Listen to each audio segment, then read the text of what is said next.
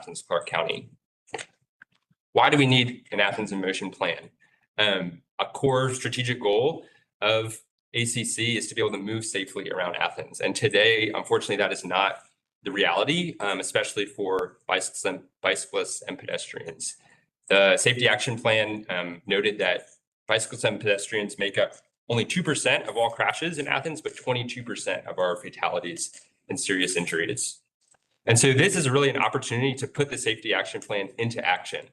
That plan highlighted 3 of the highest crash types, which were vulnerable roadway users, angle crashes, and lane departure crashes. And so this is an opportunity to really start taking steps towards those vulnerable roadway user crashes and filling sidewalk gaps, expanding the on-street protected bicycle network. Those were 2 of the highest sought after strategies from the public engagement process in the Safety Action Plan.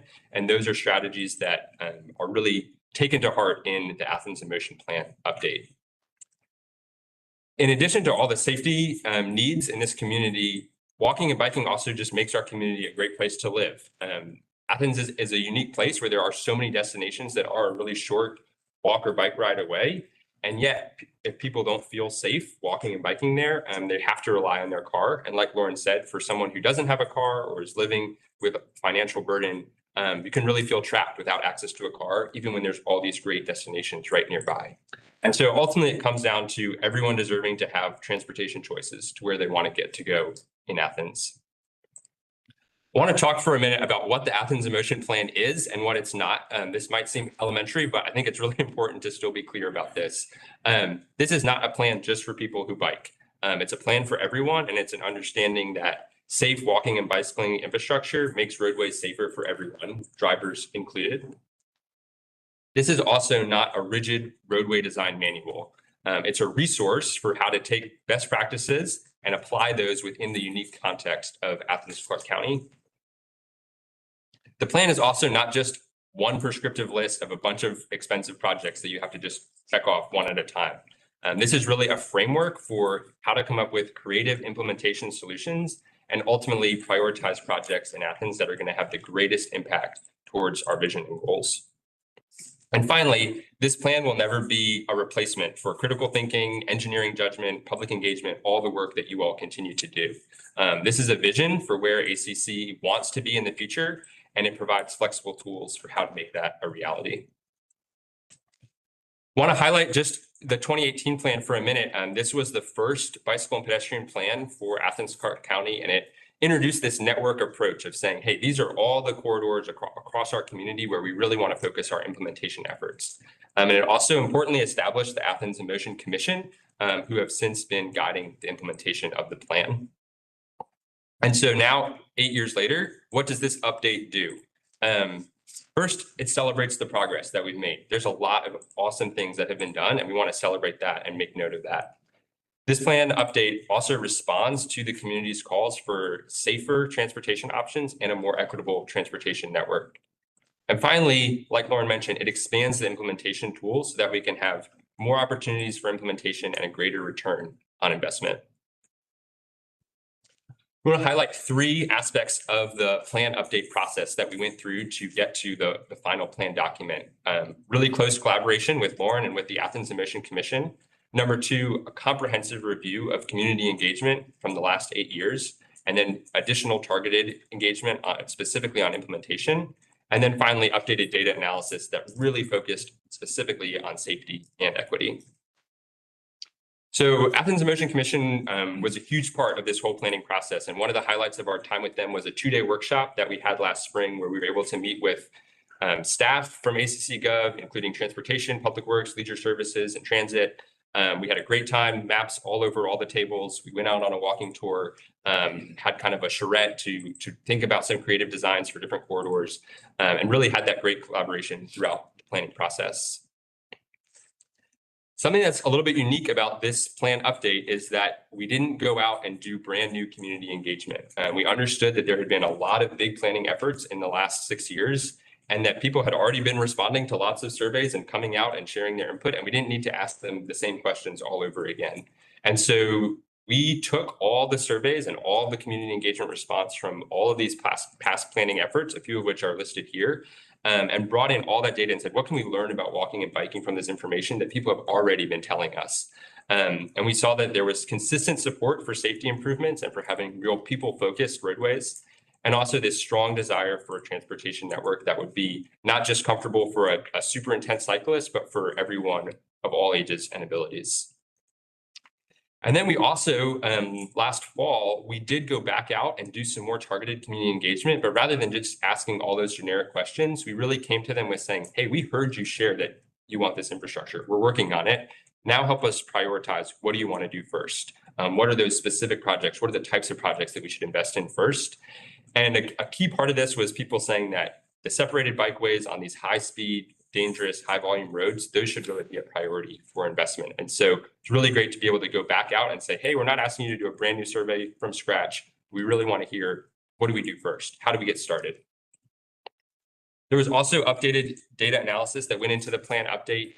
This really built on a lot of the work from the safety action plan. So building on the high injury network, the transportation disadvantage index that came out of that plan, and also looking at things like where's their short trip or potential for short trips, where are those community destinations and access to parks, schools, transit, and land use activity centers. I'm going to finish by just talking through 4 key elements of the plan document. It's a big PDF. There's a lot in there, and so I'm going to try to just talk briefly about a few of these top elements. First was refocusing that vision network. And so when you think about the vision network, it's not every street in Athens. It's a subset of those streets where we feel there's going to be the greatest long-term impact. These are the places where we want to invest in walking and biking and make it safe, easy, and convenient for people to get around. And that vision network was built on these network principles that came from all that community engagement, came from working with staff and Athens in Motion Commission, that we said, all right, this vision is going to be rooted in, number 1, connecting these high activity areas, these key destinations. Number 2, providing more equitable transportation access, addressing barriers and unsafe conditions, and then finally, leveraging the completed and ongoing work that's been already taking place. And so the updated vision network, there's maps printed out as well, but you can see the blue lines represent bicycle recommendations, yellow is pedestrian sidewalk recommendations, and then green is corridors that have both of those, both pedestrian and bicycle. And these are places where we're recommending new separated bikeways or new neighborhood bikeways, places where there maybe is existing bicycle infrastructure, but it's not safe and comfortable for everyone. And so it just needs to be upgraded. Other places for new sidewalks. And then we also include completed and ongoing projects in this network as well. These are places where we can say, hey, this road, we just did a lot of work. It's awesome. Keep it going. Keep it maintained. Let's include it as part of our network. The second thing that also Lauren mentioned was expanding the implementation tools. And so the 2018 plan had a structure of breaking all the projects down into these different tiers. And it was helpful to see prioritization that way, but we were a little trapped by these tiers, and it was harder to know what to do with projects that were in tier 2 or tier 3 if they had the same weight as something in tier 1. And so we've moved away from that tiered process to really focus on these project delivery pathways. What are the different ways that a project can get built in Athens, regardless of its tier? And so there's recommendations in the plan to work through existing processes like resurfacing and maintenance, private development, focusing on small areas in active transportation gap programs, traffic calming programs, and then of course, we will continue to have large capital projects as well. But these project delivery pathways, they're a system that allow you to implement projects opportunistically all across the network. You don't have to look at what tier it is. You can say, hey, the community has already identified this as a priority. We have a resurfacing project. We know we want to move forward on that. It also helps staff and elected officials be able to take advantage of multiple simultaneous opportunities to increase the rate of implementation rather than just having to really work through one project at a time and then move on to the next one on a static list. And finally, this is going to allow the capital projects to focus on those larger scale complex corridors and be able to work in concert with all of these other implementation tools that are connecting across the network. Even though we have these project delivery pathways for the entire vision network, we did want to focus on what are these priority projects that are the real places where those capital projects would want to invest. And so this is a further subset of that vision network. And we worked to develop a prioritization methodology to say, how are we going to decide what makes a project important?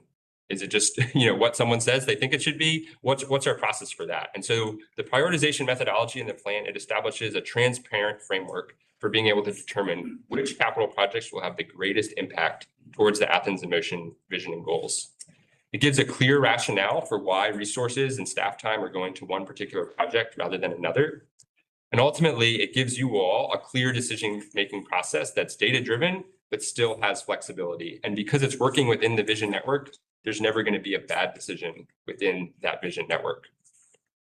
And so this is a chart of that prioritization criteria. It was rooted in the updated Athens in Motion goals of safety, connectivity, equity, implementation, and encouragement. And the weighting that you'll see there is based on the feedback that we got from the additional community engagement that we did last fall.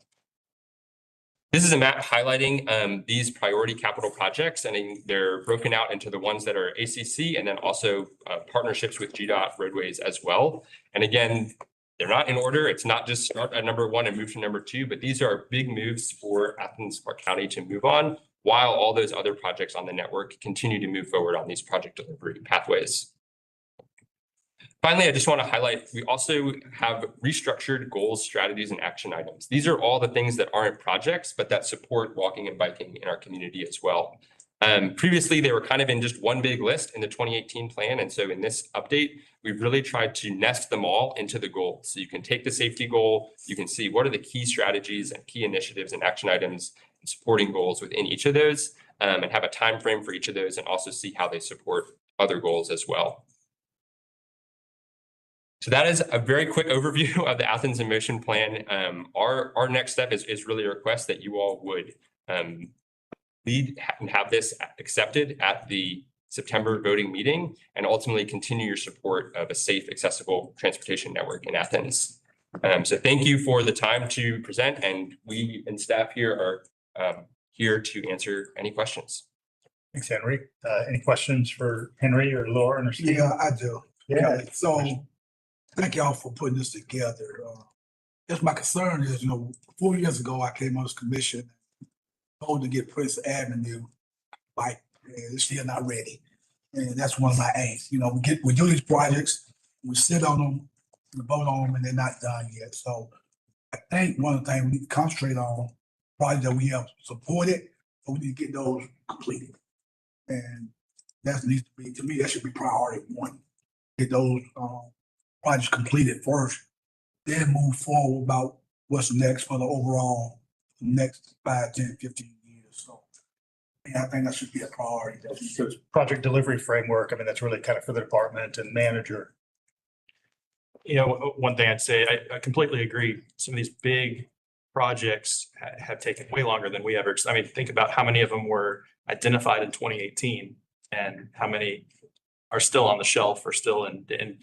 A lot of this, what we said from the beginning was the things that are left to be built are the ones that have been the hardest to build from the beginning. Still shouldn't be a 6-year project, but that we hit a lot of frustrations with right-of-way utilities and, designs. Well, I'd say with Prince, so I think Prince is scheduled for the final construction this, next few months is when we start. That one's a unique one because it did start as a pilot project, right? So we spent a small amount of money to see what Prince would look like with dedicated, separated bike lanes. And then after seeing that it was successful, a little bit of money, then we came back and did, are implementing that permanent installation. So that one's gone a little different from some of the others. And it does go longer. That one stretched longer, but just because we want to make sure we're not investing, millions of dollars if it doesn't work for the community. So that's why the pilot was used there. But I completely agree. The actual framework for streamlining capital projects is something that we need to work on. One other thing I'd point out here is, as Henry mentioned, we are trying to tackle not just those big projects, right? If we focus all our effort into these giant multi-million-dollar projects, we're missing the low-hanging fruit as well. The small gaps that need to be built that could be in-house staff go in and fill in a 1,000-foot sidewalk, right? So our goal is also to come to y'all and say, we want to prioritize these smaller things as well. They're just as important to get those implemented, and they can be months instead of years. So, of course, we did something, and we got criticized during the we took some of the interest rates from interest earned from splashing to do some of those things. So again, I think we need to think a little bit to your point, Steve, think a little bit outside the box. When we got those dollars, those interest dollars sitting in the bank that we've earned, to use those projects like that, I would say, to make them, you know, what makes sense to me is whatever we got on the books, and let's concentrate on that first. Get those projects done. 'Cause I think from a community perspective, we want to see stuff. Yes. And we're not seeing stuff. Right. So we need to see stuff, you know, I understand what we're looking at, but until we can take care of what we need to take care of first, then that's when we start moving forward. For my takeaway. And just kind of, as this applies to capital projects generally, Manager Cal, you just want to mention a couple of those things that are sort of system-wide refinements that are going to speed up some of these. Yeah, so you all will remember less than a year ago, I guess, we had a couple of work sessions on kind of next steps to address project delivery. Two main things came out of that. One of those was the transition into internal project management. So that meant staffing for that.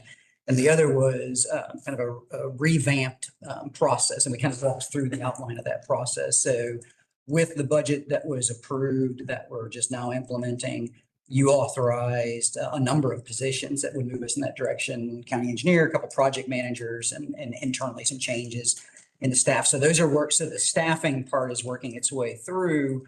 And that's just kind of phase one, because we'll probably have to have similar requests next year. And actually, probably at your retreat in September, we'll have the revised and detailed out development, the capital projects delivery process that we talked about in concept last year. So that would be the process that would be used going forward when those new project managers are on board. So, you know, it takes some time to turn that big ship, but yeah, I mean, that's the goal, is to head us toward more in-house project management and a much more streamlined delivery system for those capital projects. And if I might add, I think we all support the idea of let's finish some of these projects that are underway before we launch a bunch of new ones. One thing to keep in mind about transportation projects is they're linear. And so the linchpin on delivery, once we've resolved, you know, some of the process stuff on our end, will always be right-of-way acquisition. We know on North Avenue, we looked at basically a year's difference in time on whether we took a footprint that had minimal acquisition versus one that maybe had more idealistic acquisition. And you find that everywhere. And so if you think about, I'm not advocating that we go here, but if you think about entities like that do linear projects quickly and at scale, you're looking at Georgia Power, Georgia DOT. They don't spend a lot of time negotiating. They give you what the value is on your property. There's a little room for back and forth. And then if there's not an agreement, they say, send it to the courts, and the courts will determine a fair value. I understand that in our community, we reflect a different set of values in how we go about negotiating, but just keep in mind that that will extend a project in some cases by a year or more. Carol and Melissa. Yeah, this first question builds on what Commissioner Fisher was asking about, and it may be in the larger document. But what I'm not seeing, unless I spaced out on one of these slides, is I'm looking at, well, actually, I'm looking at this, and I'm also looking at the slide that's on page 32 there on your presentation.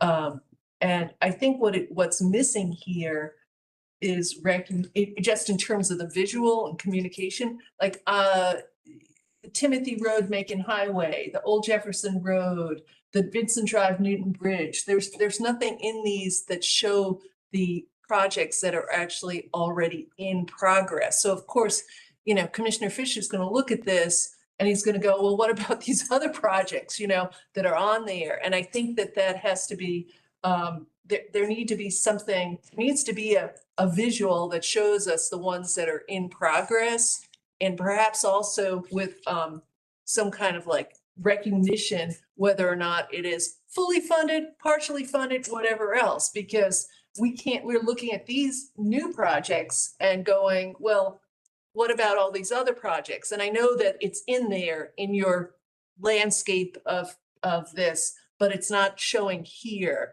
And so for be able to explain this and understand it, I need to know that that's what's going on. Like, because this doesn't differentiate between, Robert Hardman out there and Beaver Dam Road, which might be on another list, but it doesn't differentiate between them and what's going on Timothy and Mitchell Bridge or Old Jefferson Road. So I wouldn't know there. So if that's in the book, I need a visual that shows me that, so that when I show this to someone else, I can say, here's the stuff that we're already working on, and here's what we look at for the future. Okay, go ahead. And the other thing is, so are those, like, in the overall map, I know we took away the very dog-eared pages of all those projects that were listed and the estimates, so we like got rid of that. There's no like preliminary estimates that are gonna be way wrong in 10 years in here anymore, I would assume, of all these other projects that aren't here. But is this in this bigger network, and I know this is sort of like dreamland because some of these are so far out, right? But are there significant, like are there additions or subtractions, or do I need to take out the old, like the old map and say, well, what else have they added in? Or did they, like I know Whitehall might be something that you did add in, and there's been a lot more development along that road, and people have talked to me about like the neighborhood where you get Whitehall close to Millage, and it's like, oh, that's crazy dangerous over there. And it wasn't on the last one, but I don't know the other parts of town that are in here or not. And I would assume just for the public at large, because a lot of times when people speak to us, they talk about like, I want sidewalks in my neighborhoods. And I'm always, as a former chair of the Athens in Motion, and on the original thing that probably worked with you when you were an intern, I'm always like, there's lots of neighborhoods all over the place that don't have sidewalks. We cannot put them in there, but the roads that go out to the main arteries where you might be walking from University Heights or from West, whatever one of those ones on Mitchell Bridge, up to Publix, we want people to be able to get out once they get up there. So can you speak to that at all, and whether or not there's any looking at sidewalks? Sidewalks inside of neighborhoods are out of here unless they're new neighborhoods or people decide to build them themselves, right? Or do that self-selection. Yeah. Excellent questions. I think some of this is the challenge of doing a 10-minute presentation for a multi-year planning process and a document that, we made as public facing as possible so that the community could see it and keep it really concise, but it does include appendices as well that have a lot of this information. Two really important things that are in the plan body document.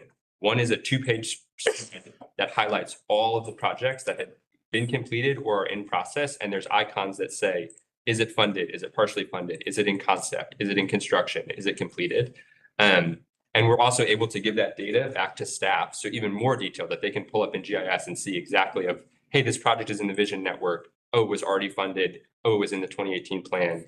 And be able to see all of that information about each one. A key part of this plan update was saying, how do we celebrate the progress that's been made and acknowledge that? And I think this vision network of, the yellow lines in this diagram or the lines on this is a vision of like, we are moving towards every one of these lines feeling safe and comfortable. And within each of those, there's a whole nother story of like, oh, part of that line is funded and part of that line is in progress. And part of that line is really challenging because we need right of way. And that's all where the implementation starts. But that map is really to just cast that vision.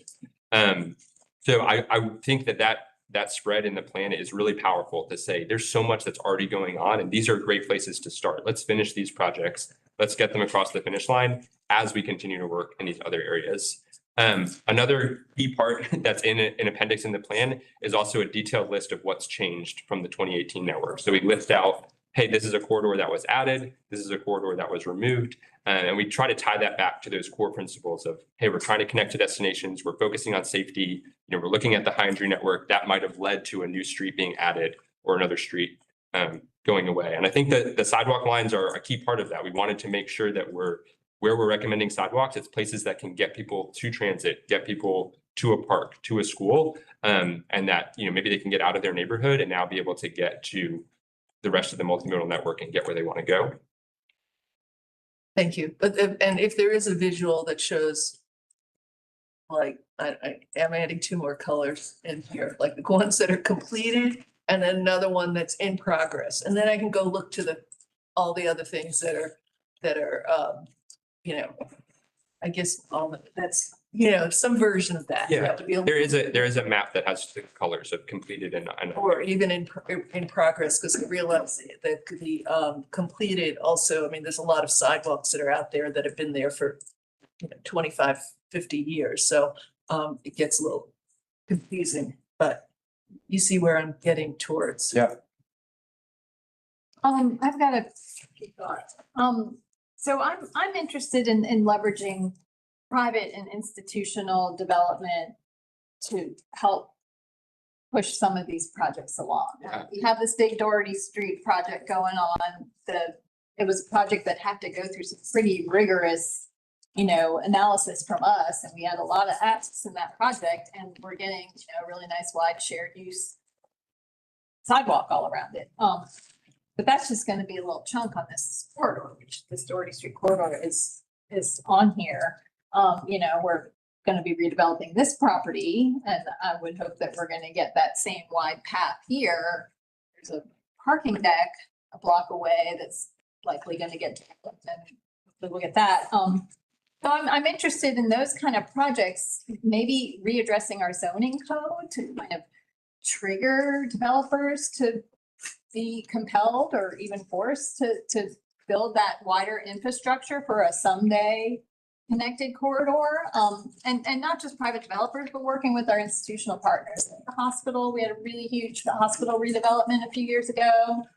We had some foresight. We could have talked to them about getting a wider sidewalk there and getting a big chunk of Prince Avenue with some safe bike accommodations through Normaltown, which is really sketchy area. And UGA, we have this College Station, Bailey Street cut through project, which I know has some bike accommodations on it, but, maybe with projects like that, we can, UGA's campus bike infrastructure is pretty bad. I ride a scooter, which makes it easy for me to hop up on the sidewalk and, pick my scooter up and cut across the parking lot or whatever. But it's hard for cyclists. And I'm also interested in this whole, we have real challenges with right-of-way acquisition, especially when it comes to our older in-town neighborhoods where we have, homes and businesses right up on the right-of-way. Getting that additional right-of-way for the expanded infrastructure is really hard. And I empathize with that. As a homeowner in a historic neighborhood, I wouldn't want a wider sidewalk going right outside my backyard or my front porch. We use our front porches in neighborhoods like that a lot. I'm really interested in an approach to reducing speed. I ride on neighborhood streets, and when you have, lower volume and speeds that are like under 20 miles an hour or even 30, if there's enough width to the road, it's not so scary. And where we've been able to reduce speed, like I feel like Barber Street feels a lot safer now that we've got that extra stop sign in there. So I'm really interested in doing whatever we can to get people to slow down. And if that means more always stop signs, even if they don't meet the criteria, more speed bumps, more, bump outs in narrower parts of the road. I feel like that's a way we can get around some of those right-of-way acquisition problems where we just don't have the room and where it gets really expensive to start moving power poles and, Sure. buying people's front yards. I really want to see us, and maybe it's a cultural problem, like, just in general, American culture, the whole pedal to the metal speeding thing. Sure. That's the way it is. Everybody If you want wants to be in front. I've tried to make notes of all those things to mention because that's really important. First, private development is huge. I think a lot of communities are wrestling with all right, this parcel that redeveloped, we made them build a shared use path. Now it's just 100 feet in front of their yard. Where's that going to go? And that can be really tricky. I think there's value in maybe saying, we hope one day this will connect and tie into more things and be flexible.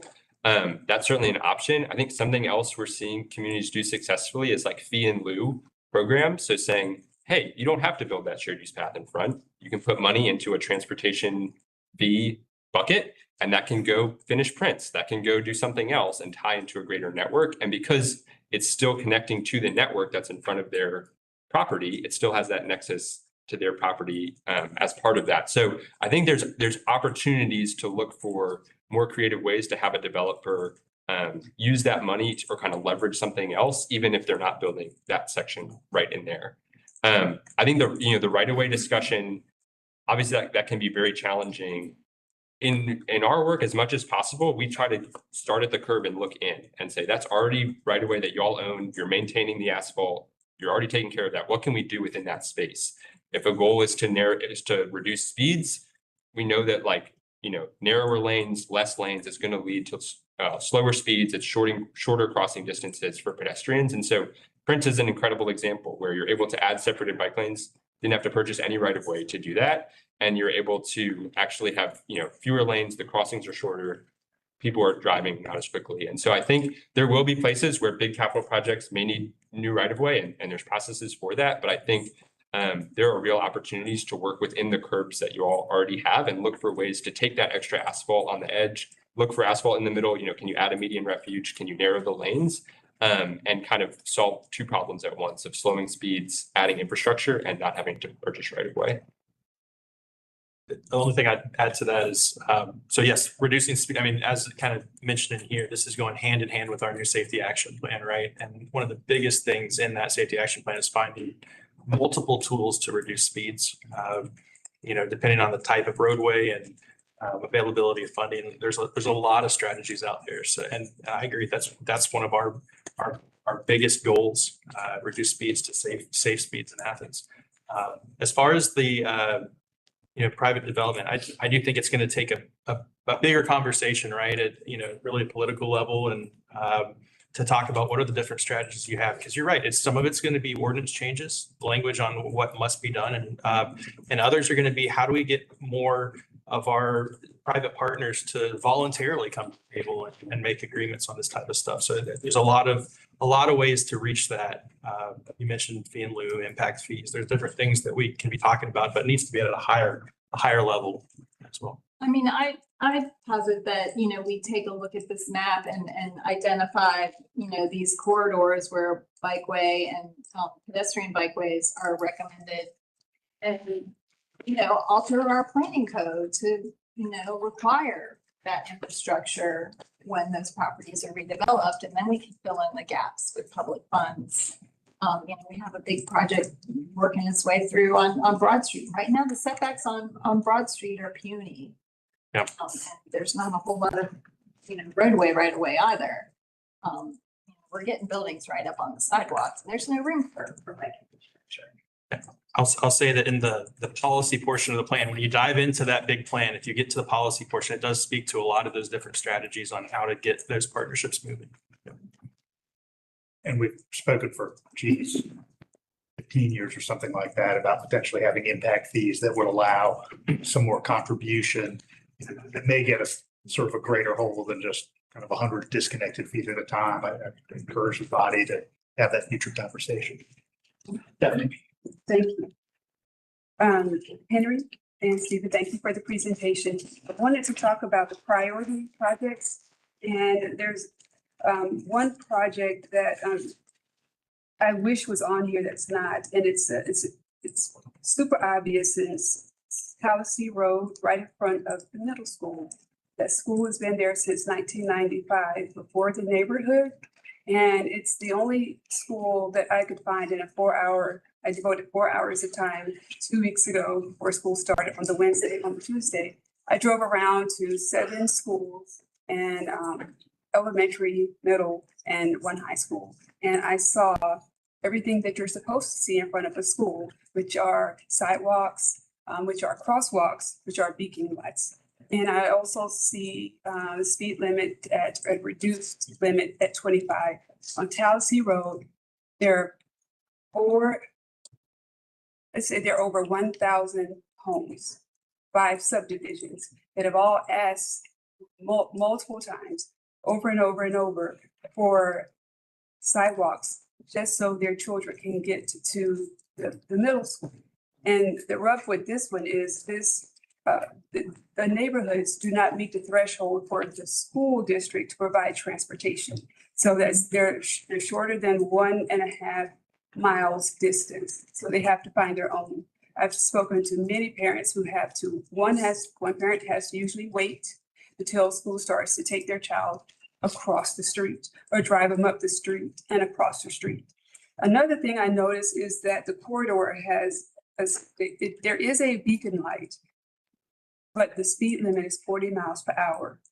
So just to give you an idea, when people pass a certain neighborhood on Tallahassee Road, which is 2 miles up, the speed limit opens up to like 55, 75.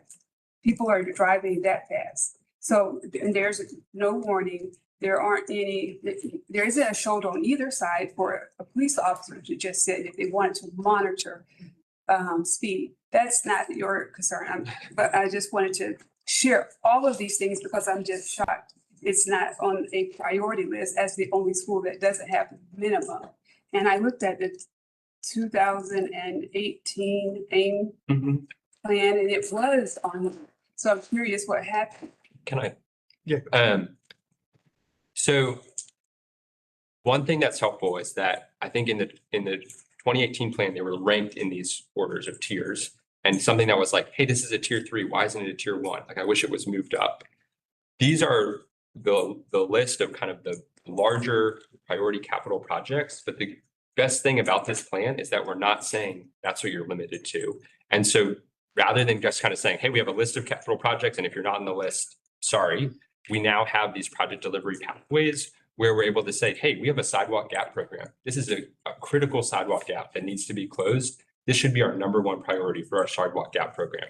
Or, we have we're resurfacing Tallahassee. This is our #1 priority, is to make sure that we slow speeds. And when we paint, put the stripes back on Tallahassee, let's not do the same and mark it as, 50 miles an hour. Let's change something. So the goal is that any of these projects in this vision network can become a priority through these project delivery pathways. And that list is, some of the larger capital projects that are going to be moving forward. But that is not what staff is going to be stuck on and saying, hey, I have my list of 15 projects. Sorry, you're not on the list. The goal is that as opportunities arise and as priorities arise, there's that flexibility to say, shoot, we have a problem. We have got to use our sidewalk gap program. We've got to use our traffic calming program to address this priority. So my hope is that the plan allows this exact process to take place, where we're able to say, hey, this is a roadway that's a priority. And rather than going to staff and them saying, hey, I looked through the list. Sorry, your project's number 30. Hopefully we'll get to it soon.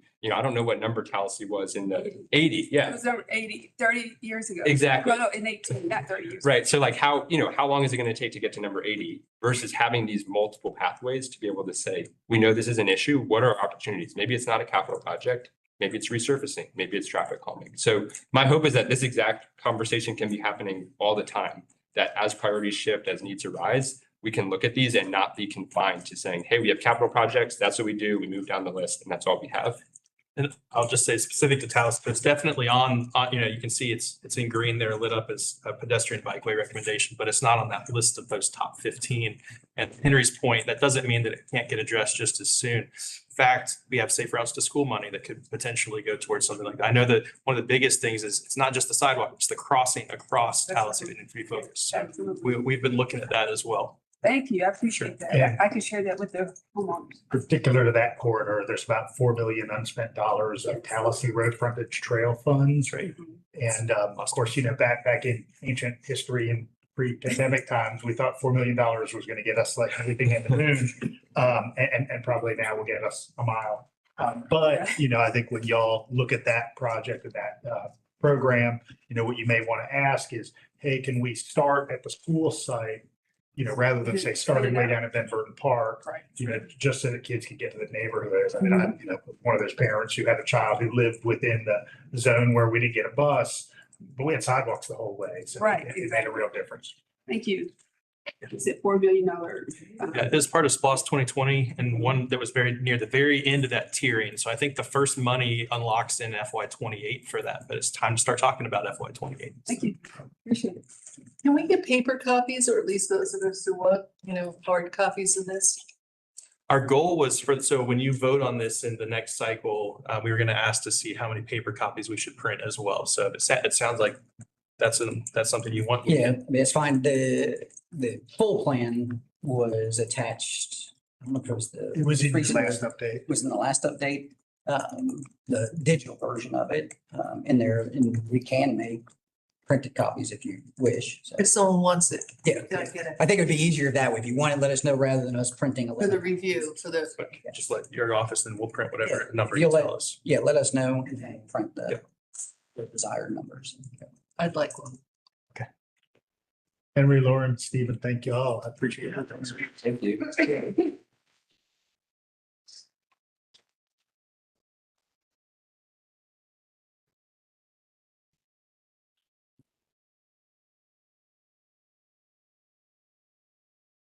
All right, y'all. James Alexander, our interim central services director, is going to come on up and I'll let him introduce our guest. We, of course, as y'all know, have spaces and we have needs for spaces. And they are going to talk about all those things for us. Well, good afternoon. Today, we're here to present the results of the Athens-Clarke County Space Allocation Study. This study represents a comprehensive look at how we're currently utilizing our facilities, where we are experiencing challenges today, and what our space needs may look like as the organization continues to grow. In this process, it was not simply to determine whether we have enough space to effectively kind of use what we have, but it was to position ourselves to support our employees, our operations, and ultimately the services that we provide to the community. Working with Cooper Carey, we evaluated the needs of approximately 1,900 full-time employees across 40 different functional areas of Athens-Clarke County government. This study looked at existing departmental operation, current space utilization, projected staffing and growth, and the potential needs over the next 10 years. One thing that I do want to emphasize is that this is a planning tool and not a construction plan. It does not suggest that every identified need requires a new building or immediate capital investment. In some cases, the solution may be renovation. In others, it may be consolidation, reconfiguration, reallocation, or better use of furniture standards. What this study does give us is a common baseline. It allows us to move away from addressing spaces on a departmental level and much more so as an overall portfolio. This is becoming increasingly important as we continue to plan for the future. This study projected approximately 10% growth in overall space needs over the next 10 years, from roughly 797,000 square feet today to approximately 879,000 square feet in the next 10 years. Today, Cooper Carey will walk us through their approach, some of the major themes, findings, and examples, as well as examples of immediate concerns, recommendations on how we can begin using the information to guide future decisions. All right, that's all. Thank you, James. I'm Katie Mitchell. I'm a project manager with Cooper Carey. Thank you all for having us today. James pretty much summed up everything that we're going to go through, but our agenda is going to go over the study process, how we got here, where we got our data from, what we found with that data, and then what upcoming projects we have that we know of that are in the pipeline to kind of offset some of those findings, and then additional day one concerns, major themes of issues that have come up. And then we've done some examples, like James said, of how you can use that data to then start thinking about your next plot planning, your next efforts. It's not necessarily a set in stone recommendation that you have to do. It's just a way to start interpreting that data and what to do with it. So we will move forward. A little bit. Okay, I was like, okay, perfect. Okay, so the study itself, it was to assess the existing county facilities and departmental needs for future growth, and provide an outcome to guide facility improvements and support long-term operational planning. Like James said, we visited 1,900 full-time employees across 40 diverse functional areas. Those were divided into 5 major groups. So that would be administration in orange, judicial in gray, leisure services in yellow, maintenance and operations in green, and public safety in blue. You can kind of see from this diagram that what we did was group them by the size of the departments that we talked to. So you can see that fire and EMS was kind of the biggest group with the public safety team, and how many user groups there are within the administration department. So a lot of different teams, a lot of different work styles, a lot of different equipment. So it's not an apples to apples comparison between them, but just to say that you all support a wide variety of people in a wide variety of work, and trying to understand a lot of their needs as they work through this. So what we did was we met with all those employees, then we toured their spaces, took photographs, spoke with the on-site contacts, and then we evaluated all of that in addition to their growth needs. So we did a survey with them to understand where they were today, where they wanted to be in 5 years, and where they wanted to be in 10 years from both in terms of what they saw for the department, what they saw from county growth needs, and what their budgets would kind of allow for. So it sort of took all of that into consideration as they did that analysis with us. And then we took all that data, took it back, and started looking at what does that translate to in terms of how much square footage they're going to need for the next 5 years, the next 10 years, just to give a good baseline for the government to look at and look ahead and see where there are changes or opportunities that we need to explore and address. So as we went through the whole county, there were some key themes that we saw consistently. There's a wide portfolio of buildings. So there is an outdated building infrastructure that limits operational efficiency and modernization efforts. It's a generous way of describing our building stock. In plain terms, there are some buildings that are past their life cycle point. You all have put these buildings to use for a long time, but some of them are starting to exceed their ability to support the staff. They are, trouble with HVAC, trouble with waterproofing, things like that. One example would be the sewer department and things like that. They are one of the oldest buildings in the inventory. So just concerns and issues about that are limiting your ability to keep those buildings and use them in the next 5 to 10 years. In some instances, we saw oversized furniture reducing the usable square footage. So large desks in small offices where you could have had either multiple people or, a meeting space or something that would be more efficient and successful for the use of the office. And then inefficient space utilization with restricted future departmental growth. So that's kind of a scaled up version of that second theme, where we've got large offices that are oversized for people or inappropriately sized, and then you are not able to add more staff in general because you cannot condense the floor plate. And then across the inventory, there's just a lack of storage, both for files and for physical items that the various county teams keep. Obviously, we're meeting with fire department, we're meeting with the family judicial teams. So it's everything from EMS suits to supplies for children, things like that. So it's a lot of different things, and it's not just a paper storage in the inventory. So our overall findings, your existing program is about 797,000 square feet. In the next 10 years, it's looking to grow to 879,000 square feet. You can see kind of the breakdown by department of where that growth is happening. It's pretty consistent. The growth is pretty standard all across all three phases. It looks like maintenance and operations is the one that's going to have the largest jump in the next 5 years, and judicial as well are kind of the ones that are really pushing up and not trending a linear curve. Overall, the Athens-Clarke County government is projected to grow by 10% in the next 10 years and would need to either acquire or reprioritize an additional 82,000 gross square feet to meet those needs. A 10% growth in 10 years is pretty normal, pretty standard kind of growth rate. So nothing terribly concerning about that. It's just we need to start thinking as we move forward what that, how we can accommodate that, what that can look like.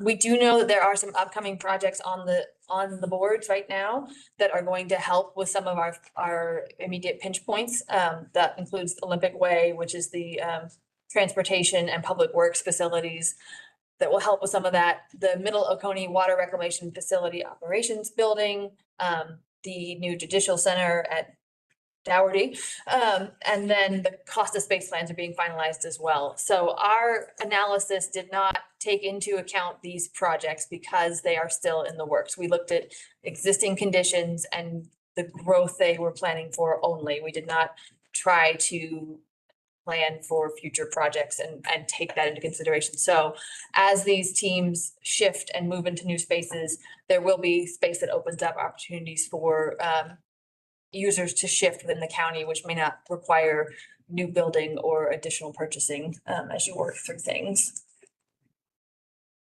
That being said, there are some day one concerns. So these are like what I'm saying, the pinch points or things that we know today are not exactly going to work. Things such as the Animal Services Center, they have limited square feet and they do not have space for imminent employee growth. They have people coming on and no office to put them in. They're double stacked or triple stacked in all of their spaces. So there's some reconfiguration needed there. The Fire Training Center has its current classroom space not being large enough to train the incoming firefighters and the existing firefighters at the same time, which is staggering the ability to get the responders out into the field sooner. A larger space would allow them to be able to train multiple groups at the same time.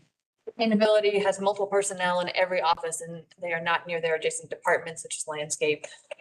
So there's some inefficiencies there. And then judicial, this is one I'm sure we all are aware of, but they have outgrown the current courthouse and the new judicial center project is coming online to alleviate that, but it is a known struggle within the county inventory.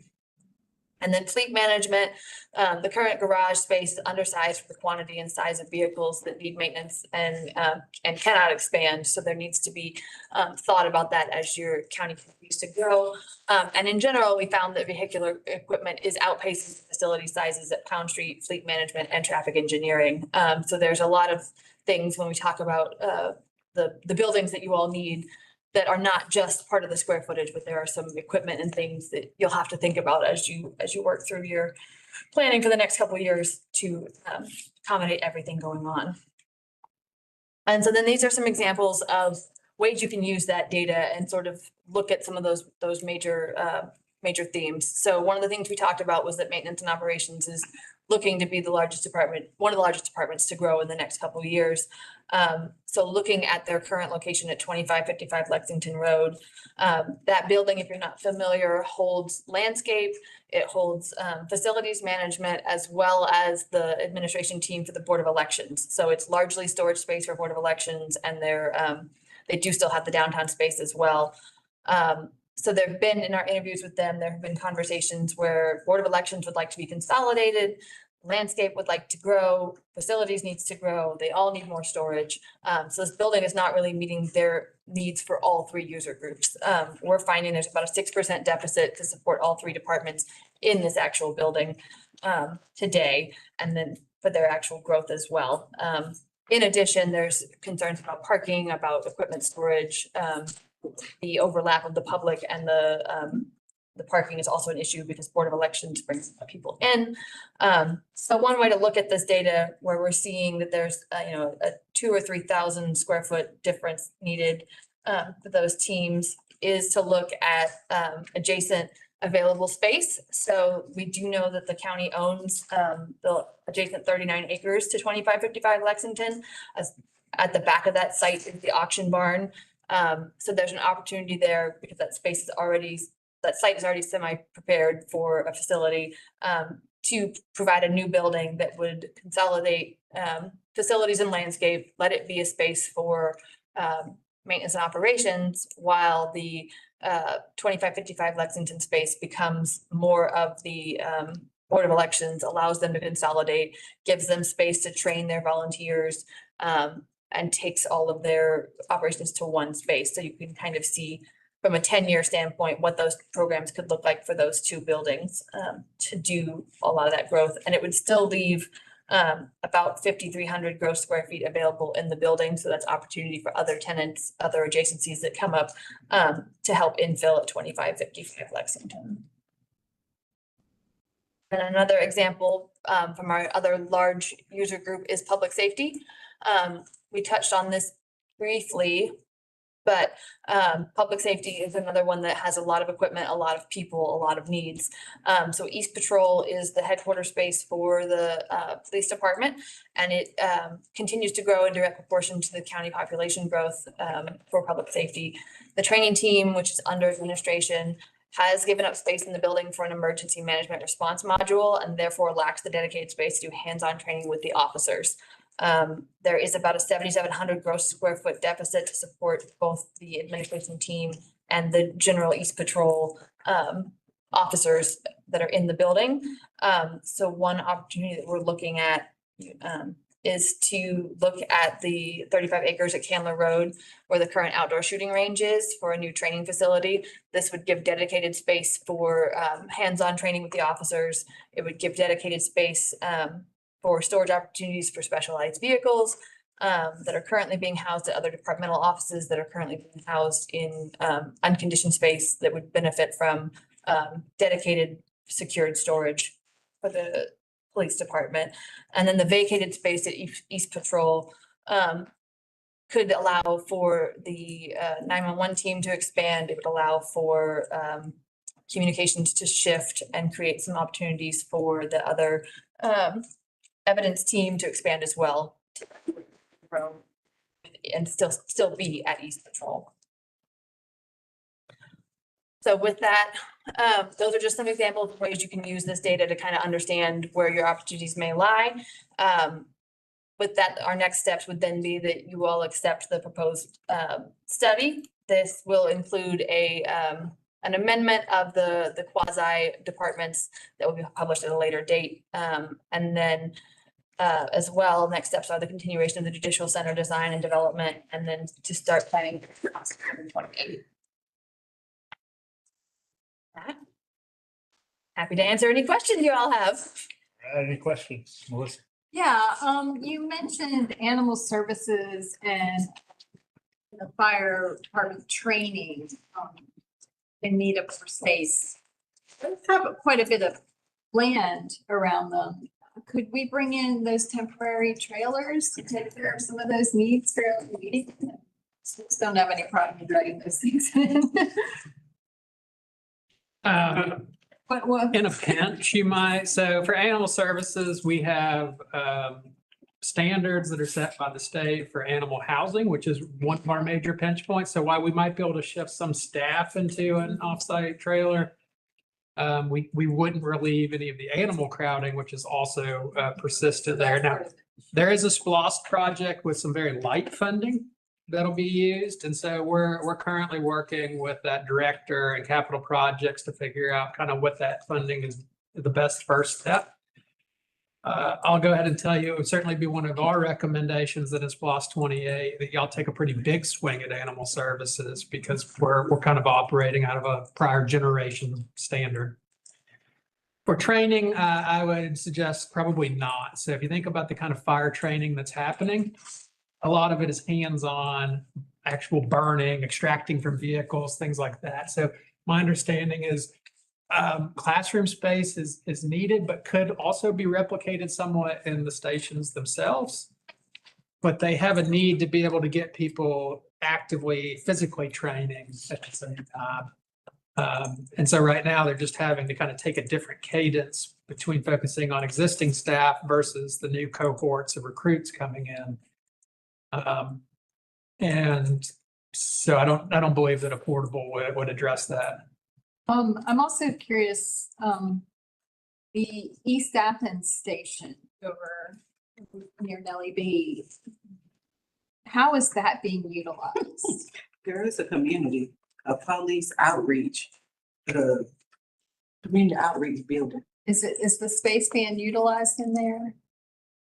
Yeah, I think all of our facilities, other than the main facility, are all used. Probably the lightest use is actually the one out west at the mall because of maintenance concerns on that property. They're all though used, I would say partly because of the space needs that exist here. They're kind of used as less kind of a satellite station, if you will, and more so that there are specific functions that are actually placed in those stations. So ideally, you would have the ability to accommodate at the main station more of those, say, training and recruitment, storage of specialized vehicles and stuff at that main facility, so that our remote facilities could function more as remote stations or what you would think of as a substation or a precinct or something. So there's staffing there, but it's not necessarily the staffing that you might expect or think of, and in any of them. So like we have the motor units, and motorcycles are the ones over on Baxter. It's just because that's the space we can have them, not necessarily because, oh, that's where we need to have all the motorcycle officers stationed. It's just we've used the spaces. Instead of having them all consolidated, we've just kind of scattered them all over the place. We can grow this one some, then I think we could use those remote stations in a better way. And specifically, the plan notes that east substation is focused on community outreach, school resource officers, behavioral health unit, recruiting and cadet programs, kind of speaking to what Manager Cowell said, hosting up to 21 full-time employees and 7 part-time employees. What you see is that it's not your traditional substation model of you can go there and kind of access a broad suite of public safety services. Carol, did you? Two things. So so we're gonna have to approve this plan or accept this plan in September. Have we received a link to this plan yet? Yes, it was in, and it's big, so please don't ask for a printout of it. It's like 500 and something pages. How long is this one? It's like 500 and something pages. Which one was that in? So it was in the most recent update. And it's actually a hyperlink that'll take you to the document and stuff. So yeah, And and Athens in Motion was two ago. yeah, the good news is that most of it is very kind of detailed, sort of things that you may not be as interested in, but you might be for like a particular building or something. So, but yes, and again, I think as was pointed out, certainly the expectation is once the plan is accepted, as soon as your retreat in September, we will begin a more detailed conversation about how we start funding some of these improvements. As Andrew indicated, it certainly is our hope that we can make a heavy lift on an upcoming SWOS to deal with these, because in many cases, these are buildings that are largely unseen by most of the public and therefore don't rise to the top of anybody's list. And yet, as was indicated, essentially all 1,900 of our 1,800 plus of our employees work in these buildings. And so it's going to be important to take a look at. But yes, it was, and I don't think it was in the most recent. I think it was in two updates ago, as well as the same one. It was in the same one as the Athens in Motion. Yeah, I found that one. But and also in the audit committee, we just reviewed the emergency management department. I don't know if that's the right phrase.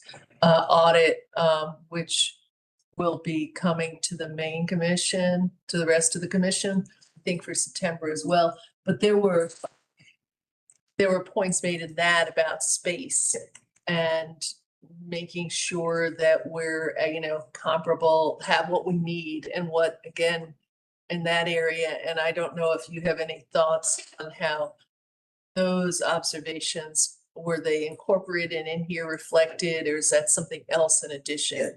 I would say that's something else in addition to it. So here's an example. So right now, our emergency management operations are actually just based at one of our fire stations. So they just use a room in the fire station. Well, long term, that's obviously not sustainable, but it does factor into some of what they've built into this assessment, where there's that expected 10% growth over those 10 years. That's some of that kind of growth.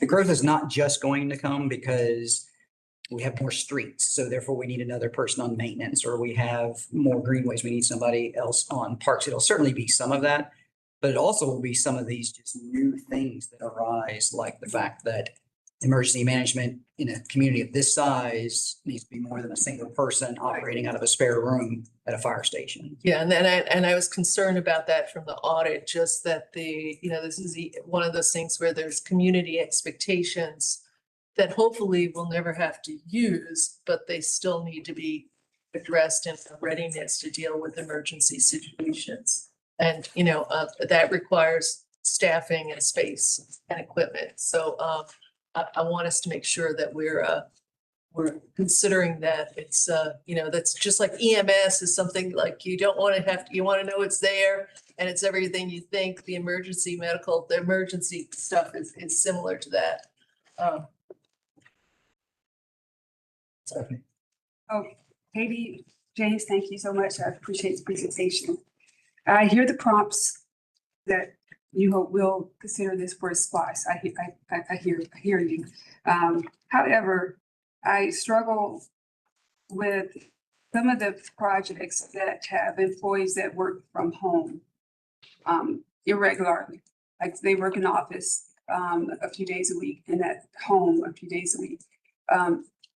Those projects I consider to not see as important as the ones that have staff every day. And I have several questions about them. I wanted to ask about, so the animal services in general has been on SPOS, at least it's been on every SPOS program since 2011, SPOS 2011 program, maybe before that. And it's been to expand for various reasons. And this one is asking for space for employee growth. But the last time I was aware, they were understaffed or they have challenges keeping the department staffed. Is that the same scenario, or is it better staffed and more consistently? Yeah, I think it's more consistently. However, probably if you were to rank the 2 or 3 most difficult jobs to do in our community, it's going to fall in those tops. And so it is always going to have a certain level of turnover. Not only is it, an inadequate space to do the work in, it's just difficult work because of the kind of work that they're doing. It's more stable, but I certainly would not anticipate you would have reached a point where you're not going to see regular turnover. I would say from a data standpoint, like if you look at the public safety team, they know that they're understaffed, but they have positions open. So we accounted for those positions when we were calculating their growth and things because they need those roles filled now. They don't, so we did account for that in our. So they were filled, where would they sit? Right, if they were filled, where would they sit? Okay, and the fire training center, that's Paradise Drive? Yes. Okay, so there's, are there firefighters that work out of this station or just the trainers that work out of this? It's administration for the fire department. It's not actual like first responders. So they are the ones that are leading the training and things like that. And there is dedicated staff in that building, but they are not, not first responders. It's not big enough for all of that. It's big enough for the staff. It's not big enough for the trainings that they need to do. Yeah, the class size. Yeah, and I did want to reinforce something Andrew said as well, that certainly the classroom space is not adequate. The burn building needs to be replaced as well, and so does the training tower. So it's really, they weren't looking necessarily at the burn building or the training because those are apparatus kind of peripheral to the space, but the whole footprint really needs to be kind of Updated.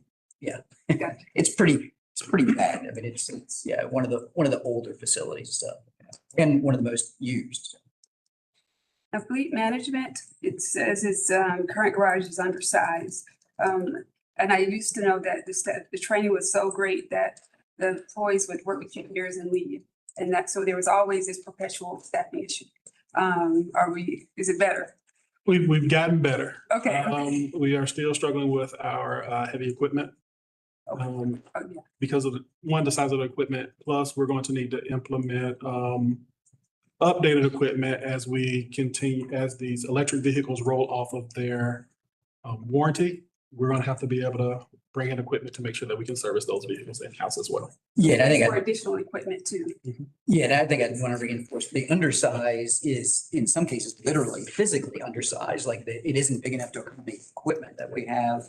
And it's somewhat similar to what I just mentioned with the fire training center, and that if you've got a couple of fuel tanks that aren't operational any longer, that really need to be operational off and on, I'd say the wash area works and doesn't work. So there's those kind of peripheral with it as well. But in many ways, it's actually more to do with the size of the equipment that we have to work on than it is the personnel numbers. Okay. Would we want to look at ultimately relocation of that to Lexington or Olympic or another facility? Yeah, I mean, I think physically there's not enough space to accommodate much, if any, expansion in that location.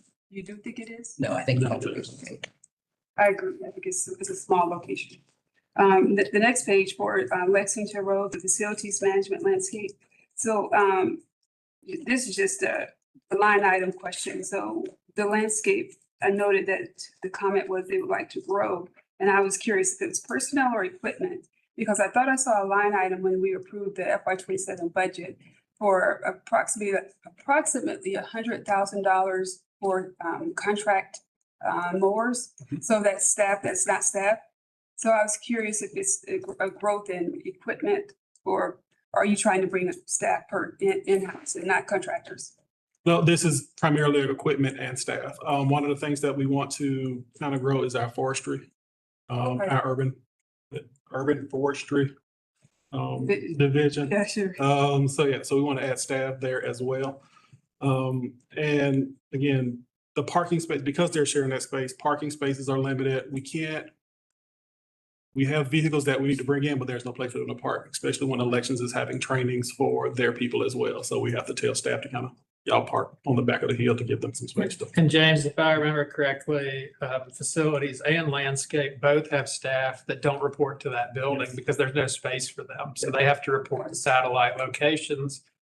Generally works, but more of a barrier to team cohesion. Sometimes even those spaces are in contention as well. Yeah, decentralization doesn't always work. And I think my last question is, well, the training room for the police department. I think I answered my question. So this is my last one. So for the East Patrol's facility, the outdoor shooting range, is it going to be replaced? Because I don't think it's probably all of this detail in that 500 pages. But I was just curious. I don't think we need to replace it in terms if it's functioning for them, but there is just space on that site if we wanted to. Yeah, on the site. Not to replace that. Yes, no, not to replace the shooting range, but to Okay. provide an additional facility for them to do some of that hands-on training. Thanks, James. Thanks, James. Anyone else? James, thanks so much. Appreciate it.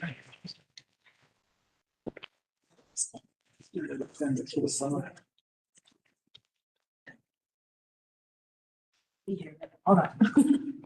A lot of spreadsheets. All right.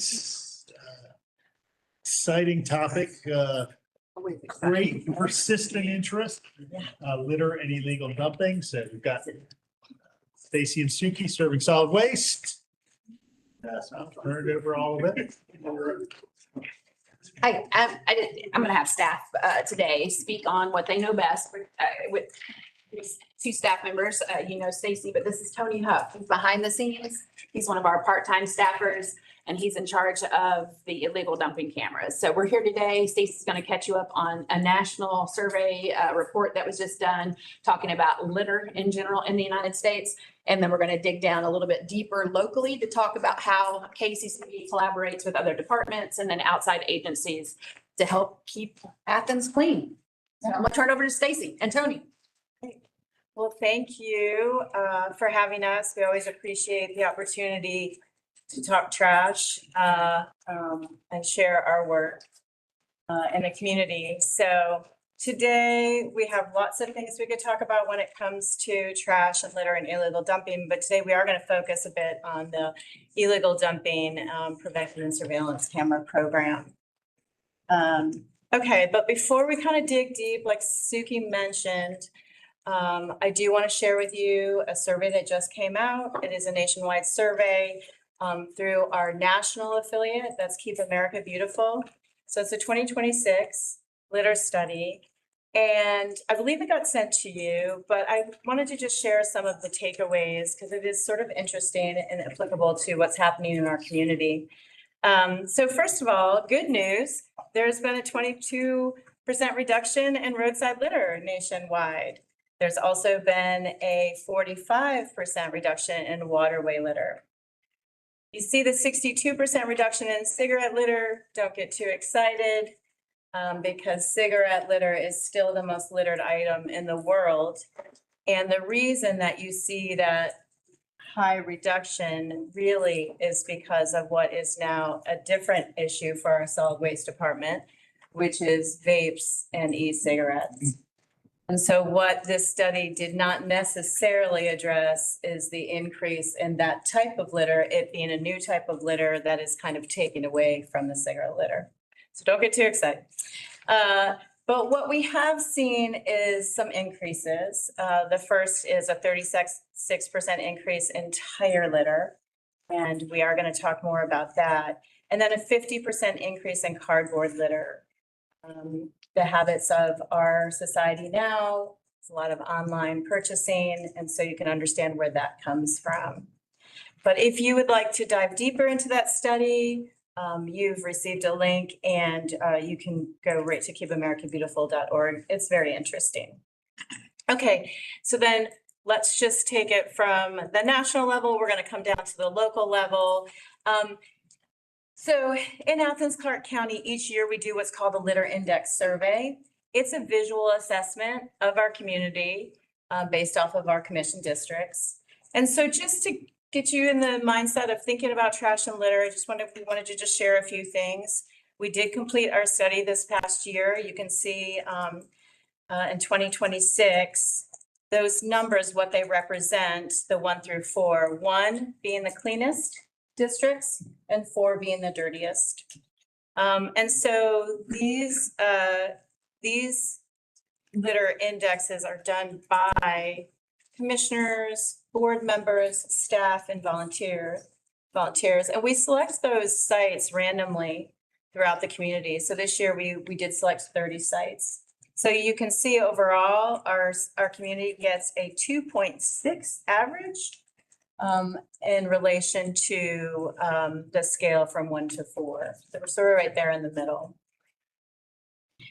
This is another fun way to sort of look at it, but it's also by type. Was that good? Got 2.6. That good or bad or? Well, It's. it's 1 would be great. Okay. 4 would be really bad. So 2.6 is really quite there on the average. It's average. And to be honest with you, if I go back, you're going to see over the years, do you see that's 2.3, 2.1, 2. That's where, yep. But what's also interesting, if you ever wanted to dig deeper, it is interesting to go back and look at districts, and you can kind of see where some of the more challenging districts, no reflection on you, but reflection on what's happening in those districts. So that is interesting. We sort of geek out on trash and litter, so we're always happy to share that with you. And here would be another great example. Carol, you have a question about that? Yeah, and then, Oh, I'm sorry. I just want to make a request, because you sound, I felt better when I saw this litter index results and there was only 1 commissioner involved in that. And I just went and checked my email, and I think the request came out like June 3rd or something or other, which is just when we're doing the budget and we're taking time off. And then I feel guilty, but less guilty now because we're all guilty of not participating in this. So I might make a request that if it's possible to get that out at the beginning of May, so it can use that as like a stress release while we're working on the budget. I actually say the same thing in terms of the ride along with solid waste. And I know that might be in conjunction with like solid waste national ride along. Yes, So waste rather recycling workers. but it always comes right in the beginning of June when people are going away and are really totally worn out from May. So I'd rather just pack May and use that just as, Yeah. who knows if that'll be any better now that I've said this publicly. Yeah. We certainly can do that. I will tell you that the litter index is done over a 30-day period, and it's June. And so we do that consistently over the year. Sometimes there's a fluctuation between June 15th to July 15th. It sort of depends on when our national, this is something we have to do for our national affiliation. So, Okay. but we certainly can get it out sooner, but it's also one of those things that we, Yeah. how do we make sure that folks don't forget since we have 30 days to do it? So that would be why, but I will definitely take that into consideration for next year. And you could just wag your finger. That's right. Okay, so this is just litter by type in our community, and you can see the blue there. Plastic is our biggest challenge here in Athens-Clarke County. The second biggest challenge we're having is paper and lumber, and then we do have some challenges with metal. If you look at this graph, it's interesting too, to just see over and to see those to see those items and see what's happening over time. On the left side there, that's number of pieces. So when we do this litter index, we're counting things. So, but that's just to give you a visual of sort of the challenges that we have with the different types of litter. So that's just a little bit of, that's just a quick overview of what's happening in our community right now. So you can think to yourself, okay, plastic is a big challenge for Athens-Clarke County. But now what we want to do is kind of go deeper into this illegal dumping issue, because then you'll see where another type of litter has become a big problem for us. And I'm sorry, this slide as well, so that you can see how many cleanups have been done in fiscal year 26. Keep Athens-Clarke County Beautiful on your left, and our volunteers, which is almost 5,000 volunteers, have done over 300 cleanups throughout the year. The graph on the right is going to show you in blue what landscape management is picking up, because right-of-way litter pickup is their responsibility. And we all work together. So what you're seeing there is what landscape management is picking up in terms of bags of litter, number of bags, and then what the volunteers and Keep Athens-Clarke County Beautiful volunteers are picking up.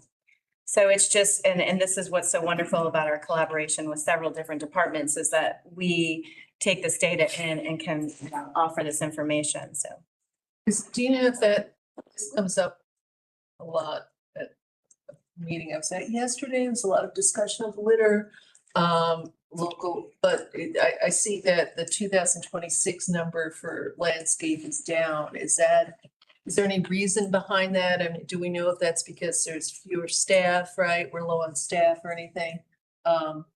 Or is that because maybe it's because their streets are cleaner?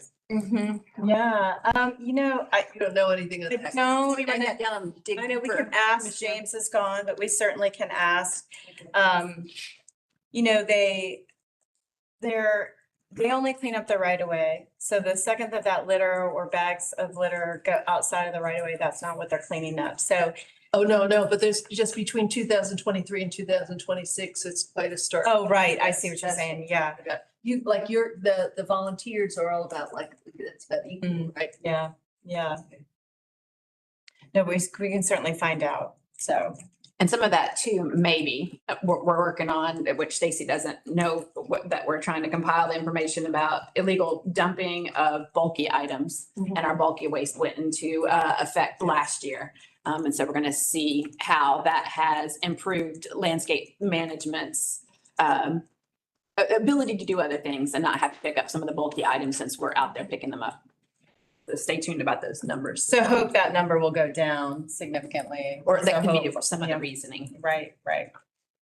Okay, all right, so now to just move into really what is the illegal dumping prevention and surveillance camera program. So this is a surveillance camera program that was created to deter and to decrease illegal dumping on public property, as well as to increase the compliance of existing ACC litter laws.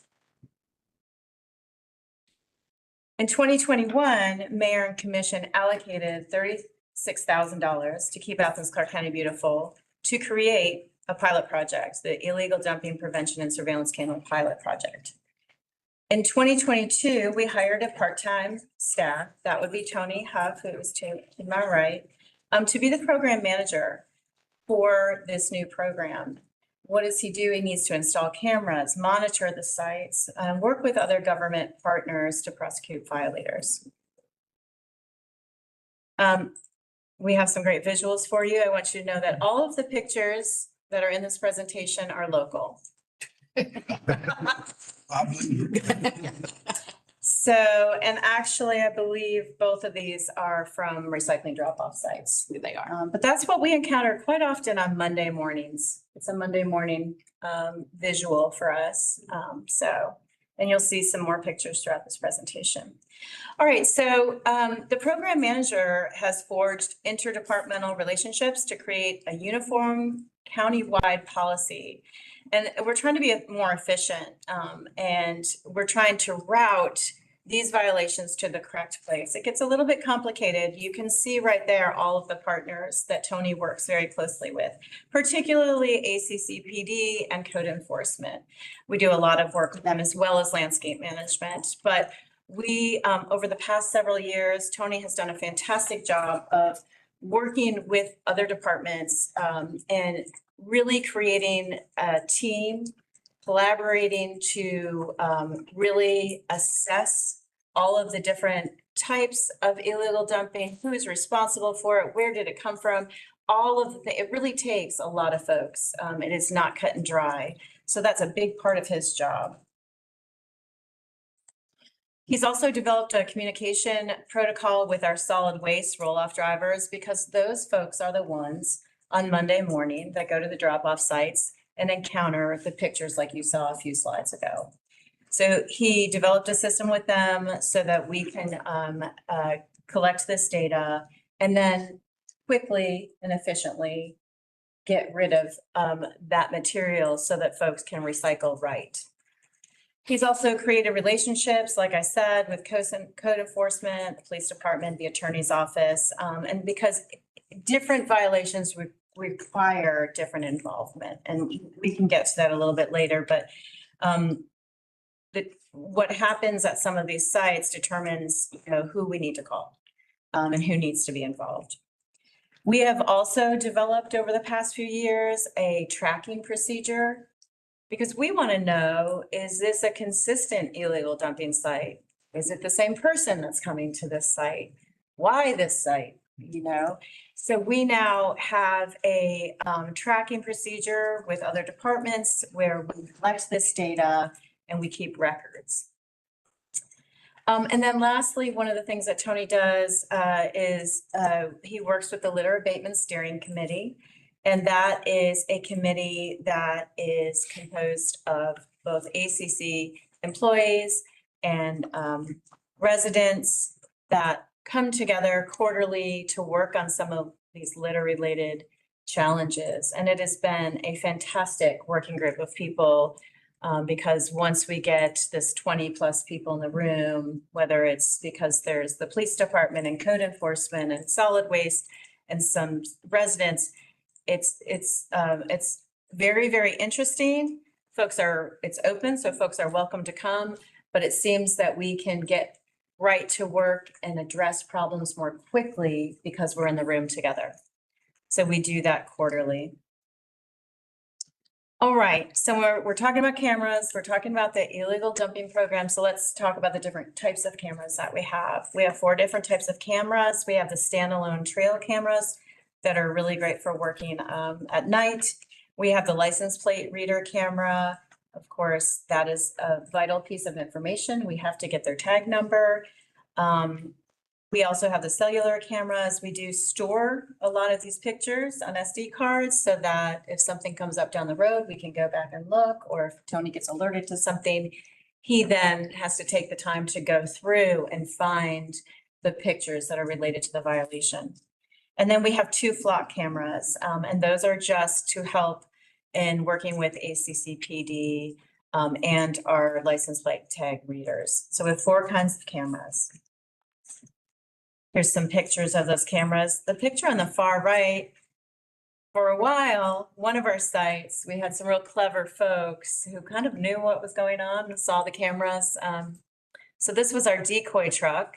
We actually had a camera. We had an old truck. It was Old truck. really old. It was at the landfill and it wasn't in use. So we put it to use as a decoy and embedded a camera in the front of the truck. To be This really is sneaky. because this was actually at the mall site, when the mall site was open, but this was because some folks who were consistent illegal dumpers, because we have a lot of consistent illegal dumpers. That is, and it has been reduced, but those folks were coming in the dead of night. They were doing things to shield their tag. They were intentionally shielding themselves so that you could maybe not address who they were. So this was to help us really get license plates. That was because that's really a vital piece of information. So. All right, so camera locations. We have had 25 sites have had cameras since the beginning of the program. 13 sites are currently under active surveillance with 1 to 4 cameras per site. We do put these cameras on right of way at the recycling drop-off sites. We have had some egregious litters at the landfill, so we've had to do that. And then we do have some private partner test sites, one of which is active right now is the Connolly Drive and Nowhere Road. As well, and then we've created waivers for those private partner sites with the attorney's office, and we have owner's release on file. So what are some of the accomplishments? So we have the cameras, these are the sites, we know this is happening. So since March 2023, we have had 479 violations that were forwarded to code or ACCPD for action, 326 citations, 131 warnings, and then 22 other. Those are misdemeanors. Those are, we've had some folks where we've sent warning letters and things like that. So as it stands now, the average fine is $300.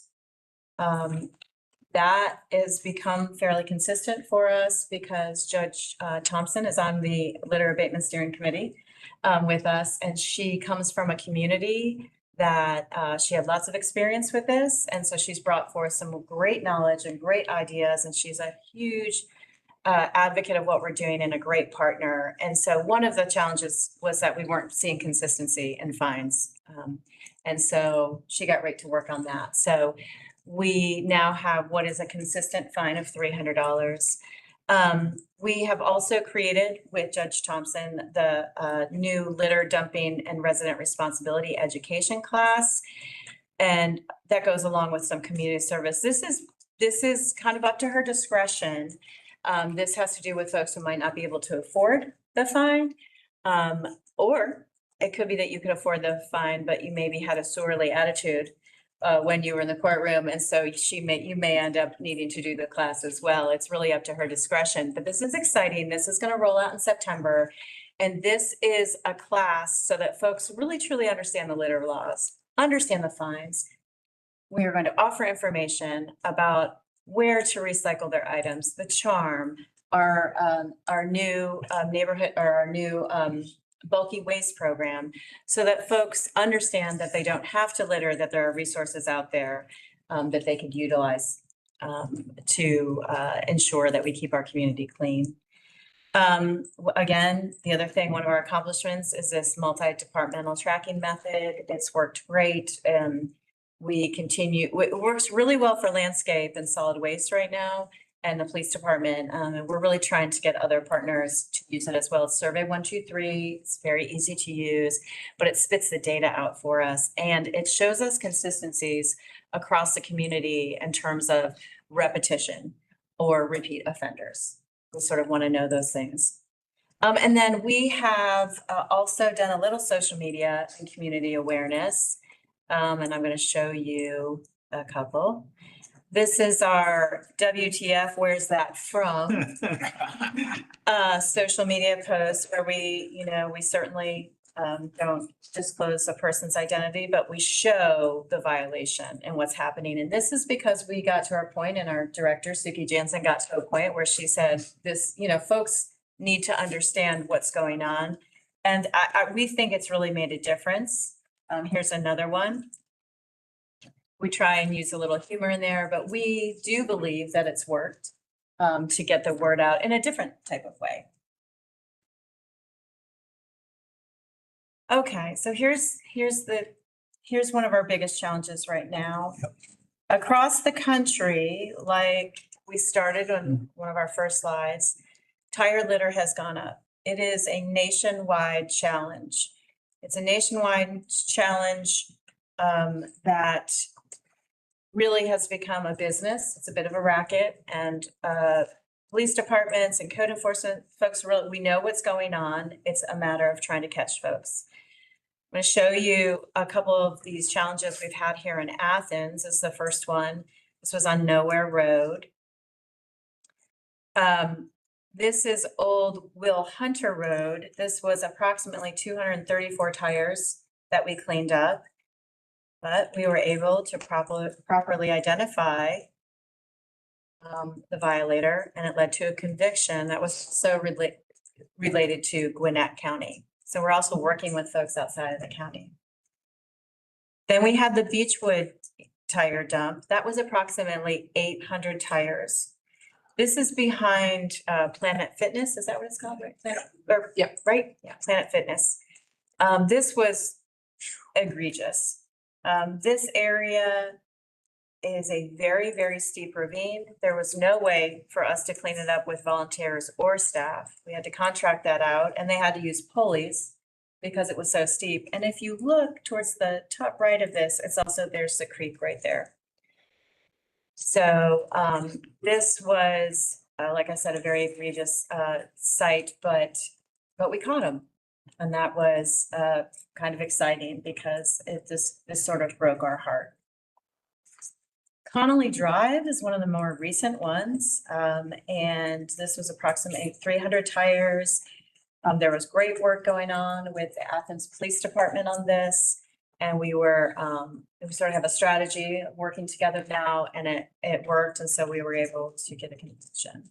And then Branch and Derby, right now, this is an active site. It's approximately 150 tires. This has been a long-term problem site, and it is currently under surveillance. And for folks who might live there or have seen this, just to share one of the things that one of our strategies is sometimes when we see a dump, when we find a dump, we have to leave it there for a little bit, put up cameras and see if we can get the offender to come on back. And because that's worked for us several times. So Derby and Branch is one of those sites. So like I said, here's this picture on the right, which if you can see, it's hard to tell, but those tires go kind of all the way up the hill there. This is the beach haven, but this has evolved into an escalating environmental and public health problem for municipalities across the country. We are not alone. The surge in discarded tires is driven primarily by rogue haulers who pocket disposal fees from auto shops and then dump the waste in quiet areas to bypass the processing costs. And for this reason, our program works very closely with ACCPD and code enforcement to, as quickly as we can, identify and prosecute offenders. We do have some challenges with the cameras. Again, it's kind of hard to see from here, but do you guys see it in the kind of top right? What's in this picture? Middle right. We sometimes have movement. We like to, that is a we like to. Jimothy, it's it's the Athens version of Jimothy. Yeah, that's right. That's right. We like to call them trash pandas. So some of our cameras can miss a percentage of tag identification based off of angles, the lighting positions, movement, other factors. And that's why we have several different types of cameras, because there's real challenges sometimes with the cameras. So although there's been great progress and there's been some really wonderful things happening, we still do have some challenges. What are our next steps? So like I shared already, in September, we believe is going to be the first of these education classes, a course for folks who have been caught littering. And so we're really excited about that. And we're working with Judge Thompson to make sure that folks have to be present for that class. And so that should be happening in September. We have also been looking at ordinance changes and updates. Some of them need to be a little bit more specific and updated. So we're working on that actively. And then Tony is also working on a procedural manual for this program, so that for folks who come for him to understand the importance of the collaborations. It was hard to get everybody on board in the beginning. Now it's really a well-oiled machine. And a lot of times it is based off of personalities and personnel, but right now everything's working well. And Tony has great relationships. And so we're catching more people. So we are creating this procedural manual so that in the future we can maintain this the collaboration with other departments. All right. Okay. Uh-oh. All right. Start with Tiffany. Yeah. So District 3 was named the dirtiest. I wrote trashiest district in the county. And I can understand, like, I know that the landfill is a part of District 3 as well as, what's the other facility where I visit y'all? Recycling facility next up. Does that count while we're at the trashes, or are we just dirty? Well, we're gonna say, no, it's You're not definitely, like I will say, Lexington Road is part of that corridor. You got every trash truck, and we have a tremendous number of trash trucks that operate in a very small county. So yes, you got trash, and then Buddy Christian, I hate saying this. Oh, You're I know. also because of trash trucks. Roll-off trucks are the worst. Roll-off trucks, often the tarping units were great for human shoulders, but they were horrible for allowing items to get out of a roll-off truck. When we went automated we collectively, as a solid waste management across the United States, automated tarping allows items to flow out the side. So yes, Buddy Christian, Lexington Road certainly would count against what we're seeing, because we see a lot on, if that's in part though, is that, and I don't think Lexington's part of, is it 3? Yeah. Okay, then it is. Okay, sorry, I was thinking it was more, so yes, that would be one reason, yes. In my second and last question, Spring Valley off of Nellie B Avenue, it is known to be a dumping site in the bottom. I remember sending staff some of the pictures that were sent to me by residents. Is there any way that Spring Valley could be a part of the like the campaign as far as the illegal dumping? Because I'm not sure if residential has started there yet. No, but if you can share with us, we can have Tony go out and take a look at and see if there is a place to put cameras safely and effectively. Tony, would that be accurate? And then also we'd have to see if we get permission from private entities and see if that is allowed, if they would allow us to have the cameras if we don't have enough public right of way to put the cameras on. Yeah, because right now I got old ladies, she's watching like the curve. You might even have some frontage adjacent to the Firefly Trail that would be good. Oh, okay. Thank y'all. Stephanie, Melissa. Me, Just really quick. Oh, Excellent. go ahead, I'll go last. Go down the line. It ties with Tiffany. I wanted to share Oh, with you a very positive story. I actually scheduled a meeting with Bob to see if I could go in half with a neighborhood in District 6 that had illegal dumping regularly.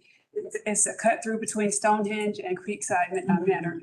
And I was going to go in half with some leftover campaign money and buy deer camps because they worked. And Bob was like, you don't have to do that. We have cameras. And I didn't know that, but I was willing to do that. And they came out, they had it cleaned up before I think I went back out to visit, and I was there the next week. And then they put cameras up, and it's been a life changer for the neighborhood. Way out there. So they were quick, and it was a solution, and it has been sustainable. And what really helped with that situation was the traffic sign we had there just for a few days. They would also warn people in flashing lights as they went through, it's under surveillance, you will be ticketed. Please don't litter, please don't dump. We've tried, this is an experimental thing. Said, Yeah. you will be ticketed. Right. Yeah. We've tried that a few places. It seems to have worked really well, even with putting dummy cameras on signposts with that sign. It's really helping, so. That's something new that we're doing. A few years ago, we were able to get a grant to get our own electronic message board. We were borrowing traffic engineering's every once in a while when we did big neighborhood cleanups and things like that. And we thought we really need one. So we wrote a grant, we were able to get one. And so we have been using that message board for different things, like when students come back to school, we say, welcome to Athens, please don't litter. We put that prominently, up on the College Square. We have used it for neighborhood cleanup events to let folks know. We have used it to let folks know, hey, we're doing a cleanup this weekend. Would you like to come? Please volunteer. And then the most recent thing is that when we are putting up cameras or in areas where we're having challenges, we're like, well, why don't we just put that sign up there and see what that does. So that's been a sort of a newer thing, like Tony said, but we have found that the electronic message board is sort of helping us with some of these issues.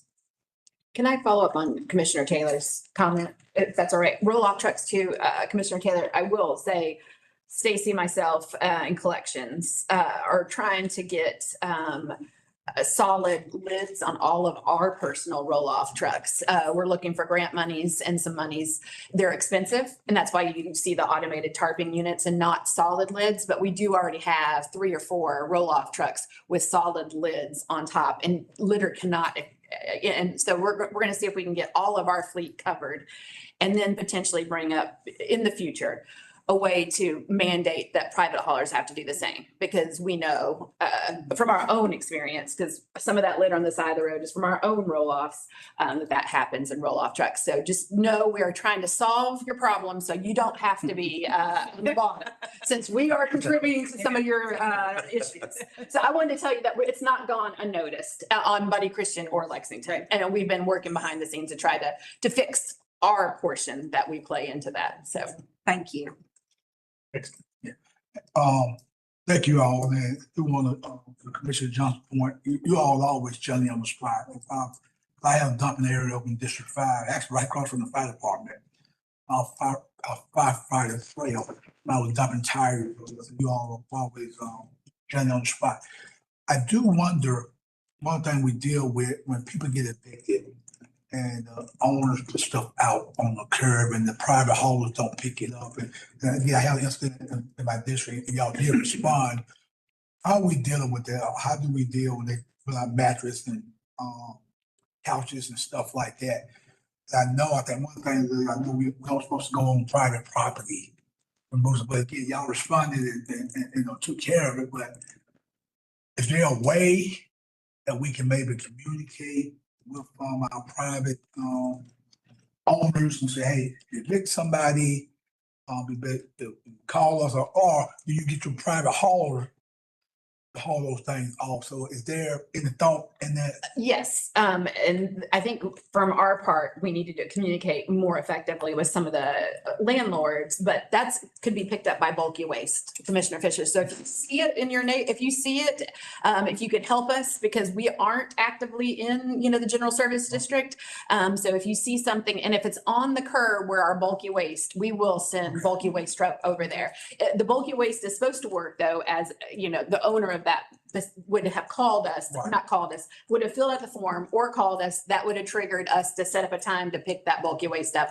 That's not always happening. We know that's a weakness in the system. But if you all, and maybe it's something that we can create some more communication and have targeted communication to some of our, because we have so many landlords in Athens, to let them know when things like that happen.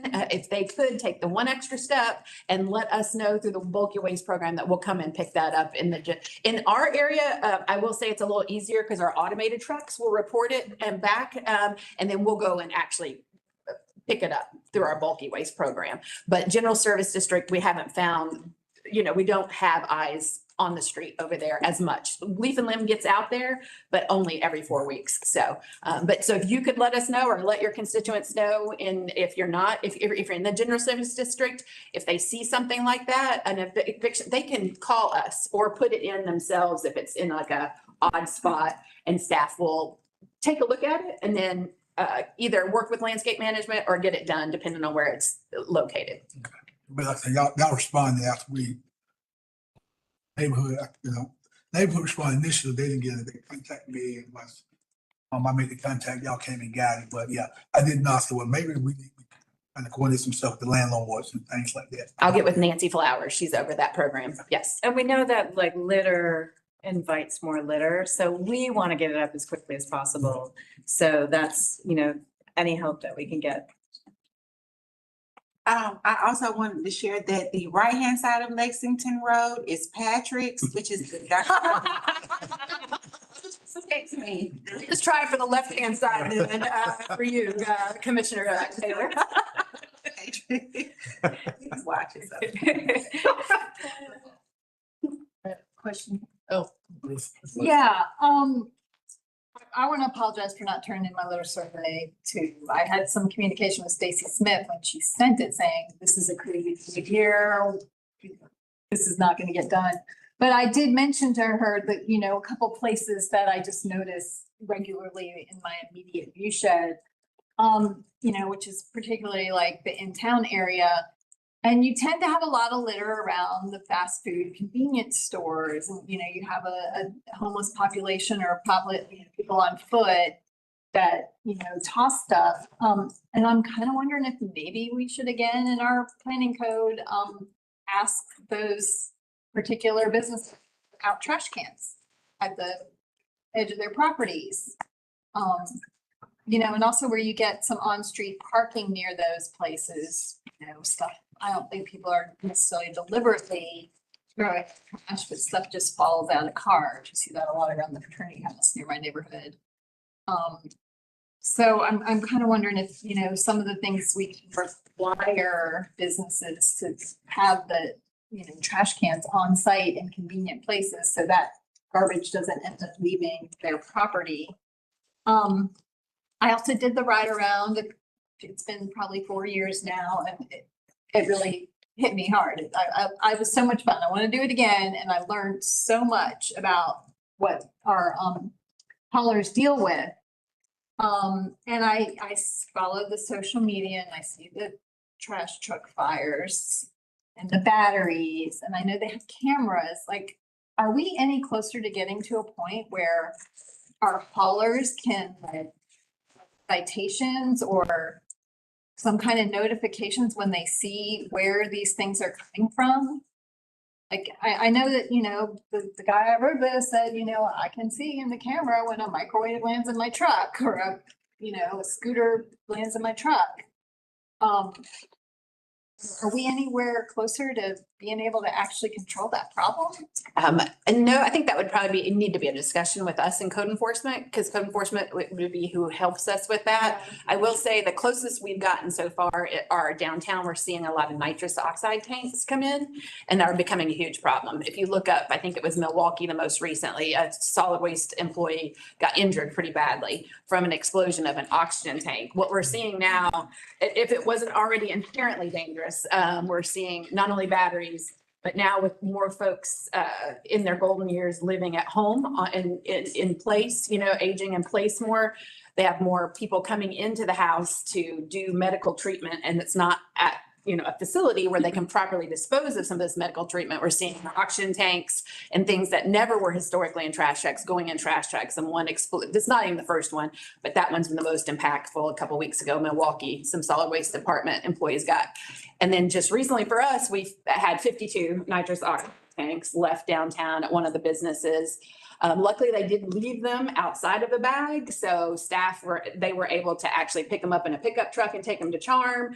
But we know they're sliding into our trucks downtown, and our most vulnerable staff members in Athens for solid waste are our downtown collectors, because they are behind the truck. When you're behind the truck and it's packing, and they're standing behind or even to the side, that's one of the most dangerous places to be. That's why we're always in the top 5 most dangerous. It's mainly from people driving, but now we're up there because of explosions out the back of a rear load truck.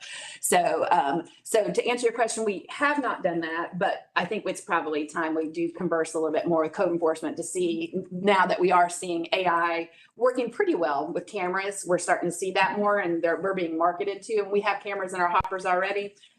So we could actually detect when items are going in that definitely for safety reasons should not go into a garbage truck. So we can look into that with the changing technology. We haven't. I also feel like we have a very transient population in our community, and people don't even know that we have bulky waste. They don't know what's allowed in the recycling bins, or, you know, may not know or care about the batteries not going in, or the Charm even exists.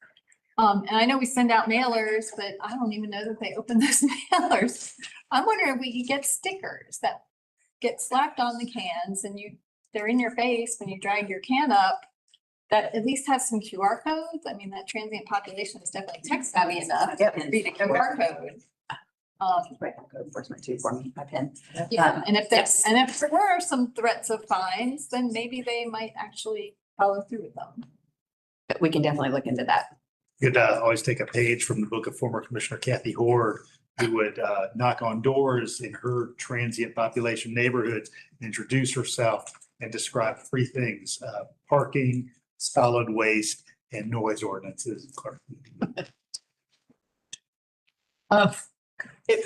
Before I forget, I must say that actually you guys, Solid Waste does a really good job with graphics and communication. In fact, last month at my book club, one of the members brought the like where things go in recycling flyer and was just like, Carol, this is so wonderful. Tell staff this is the best infographic. So thank you. I'll pass it to recycling. Yeah, do that because it's really good.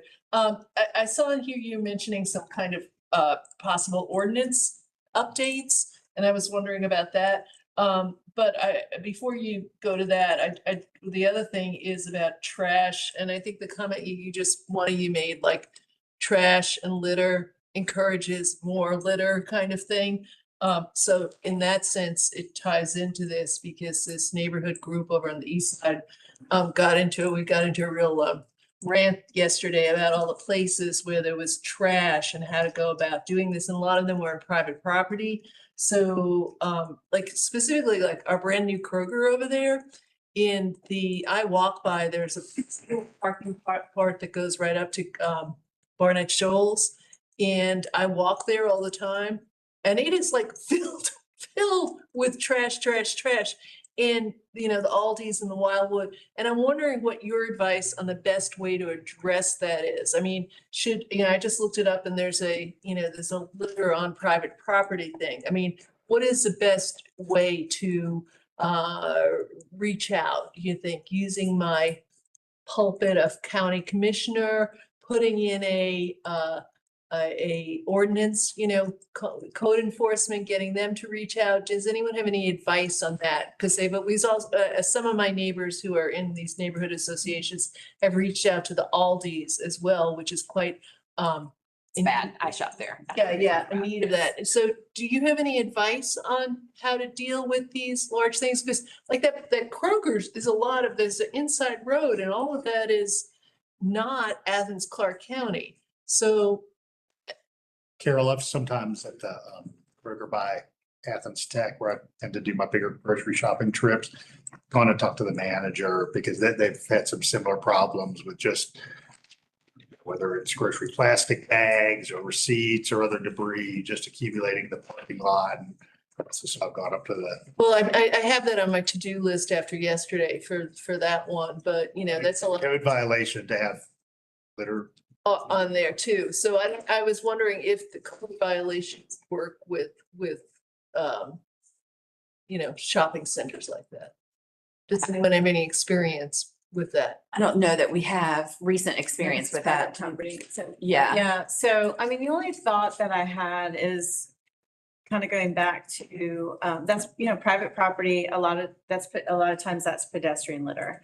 It's people walking from the grocery store. Counting how many garbage bins they have, like, do you feel like it's sufficient for the size of the property or in that walking path? But then also, this is where the electronic message board can come in. If we can find county property where we could put that up as a reminder, we have 3 not pages, but we can do 3 screens. Yeah, 3 screens. You can do 3 lines of verbiage on 3 screens, so it's a little bit more of a creative way to maybe have something said, like for us, we keep Athens-Clarke County beautiful. One of our marketing campaigns is the Love Where You Live campaign. So a lot of times we put the message board out and it'll say, love where you live, don't litter where you live, something like that, to just remind people like, this is your space, this is your community. So that might be an idea, is looking at the area and seeing if there's any public right of way or anywhere where we could put. So if we can speak to them now, Sonic, you know what, we didn't do, so now it just popped in my head, Sonic was having, they have a road that goes behind Sonic over on our side of town. And it would get dumped on a tremendous amount. And we spoke to them, we had staff there, we put out the electronic signboard, did a cleanup with the help of Sonic and everything. I don't know if we've seen drastic, it still has issues back there at times, but that would be one. The only other thing with putting more bins in parking lots is the maintenance of those bins in parking lots. If they don't have staff that are regularly emptying them, it's almost a bigger issue because then you have items blowing out of the bins. So I don't necessarily advocate off the gate for more bins because what I find is sometimes, I mean, we have a hard time maintaining bins. Transit has, we all have our bins everywhere seemingly. And sometimes I'm just gonna be honest with you, it's hard to get them all picked up all the time when they're full. We're starting to see better bins that can tell us when they're full, which is great. Smart bins, the big bellies, for example, are better because they can alert us even on our phones when they're. But I think for us too, I think it might be something, if Stacey doesn't mind, we have maybe one of our staff members reach out similarly like he did to Sonic with maybe Aldi's over there because Aldi's does have, and maybe there could be a collaboration. I mean, the thing is there, like the Kroger is like brand new and it is so full of like trash in that front area and things, but also the signs, because this group was saying they were gonna do one of these, cleanup things, kind of, volunteer, whatever, get on your list of be a community organization to clean up. But having that with maybe one of the signs put up at the same time, like a community, we could make a request on that side. Yeah, I'd love it. But adopt that little stretch there.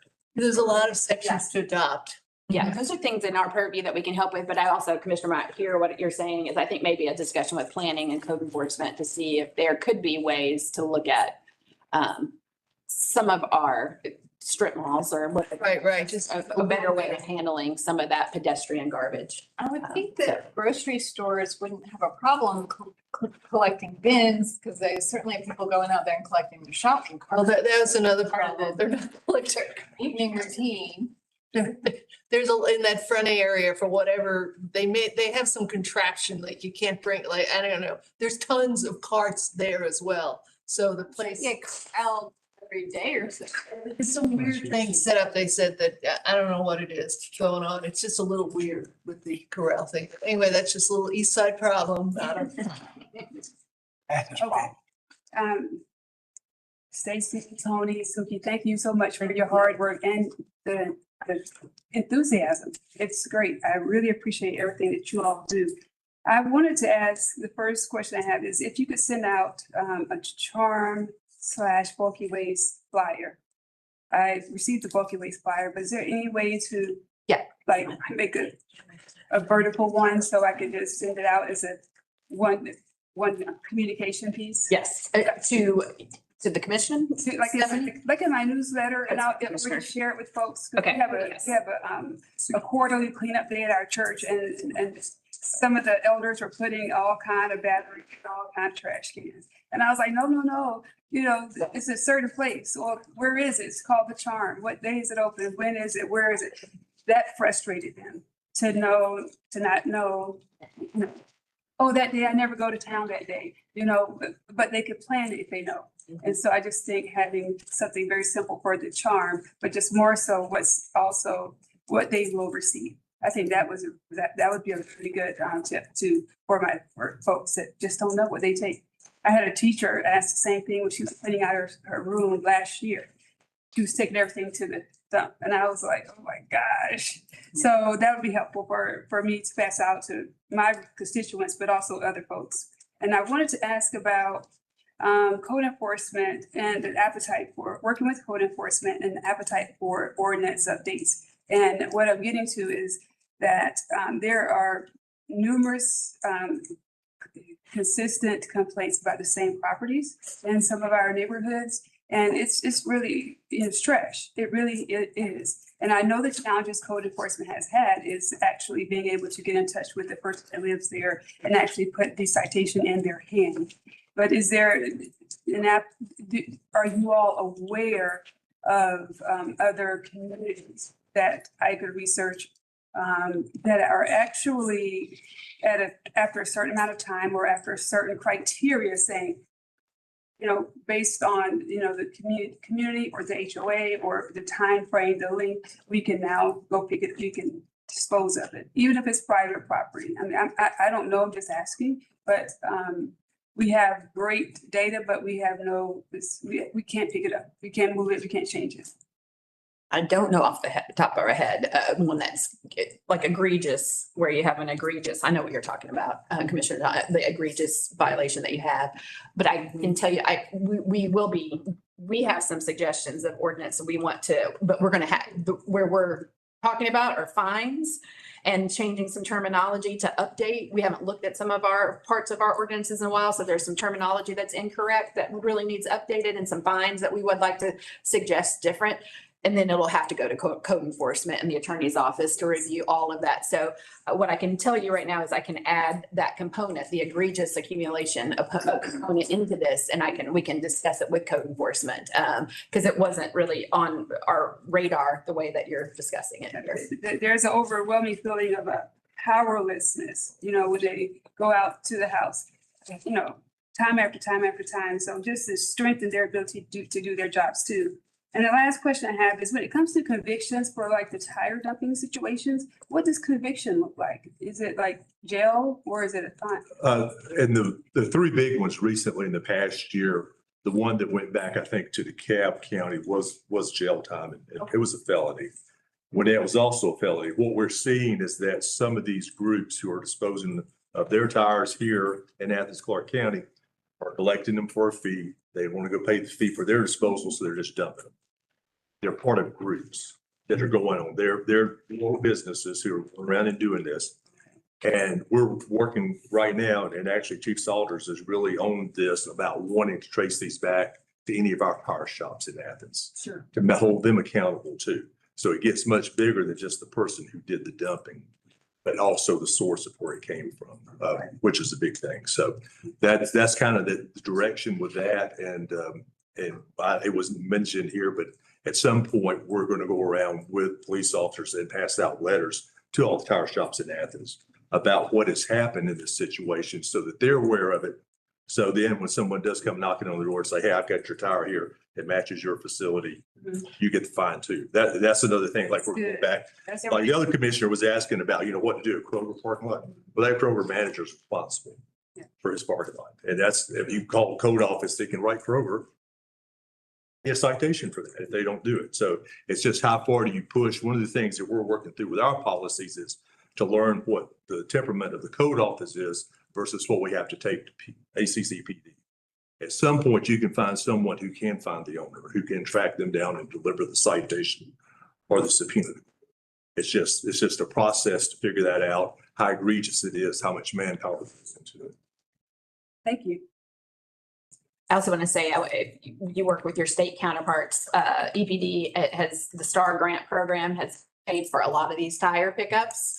So I think last year we had about a little over $10,000 that we received for some elements of picking up these tires. So it's a great program, and we love the STAR grant program, and that helps offset our costs and landscape management costs to get these tires cleaned up around Athens. I just want to give them, give them proper billing, because they do a great work. EPD administers this grant. So, and it's been a great help to our community. Thanks, y'all, for what you do. I appreciate it. Thank you. Thank you. Stacy. Thank you. Thanks for having us. We're all broken on the same. All right, everybody. When we're at executive session, we'll be in room 103 downstairs at 4 o'clock. I'm going back to City Hall. Yeah.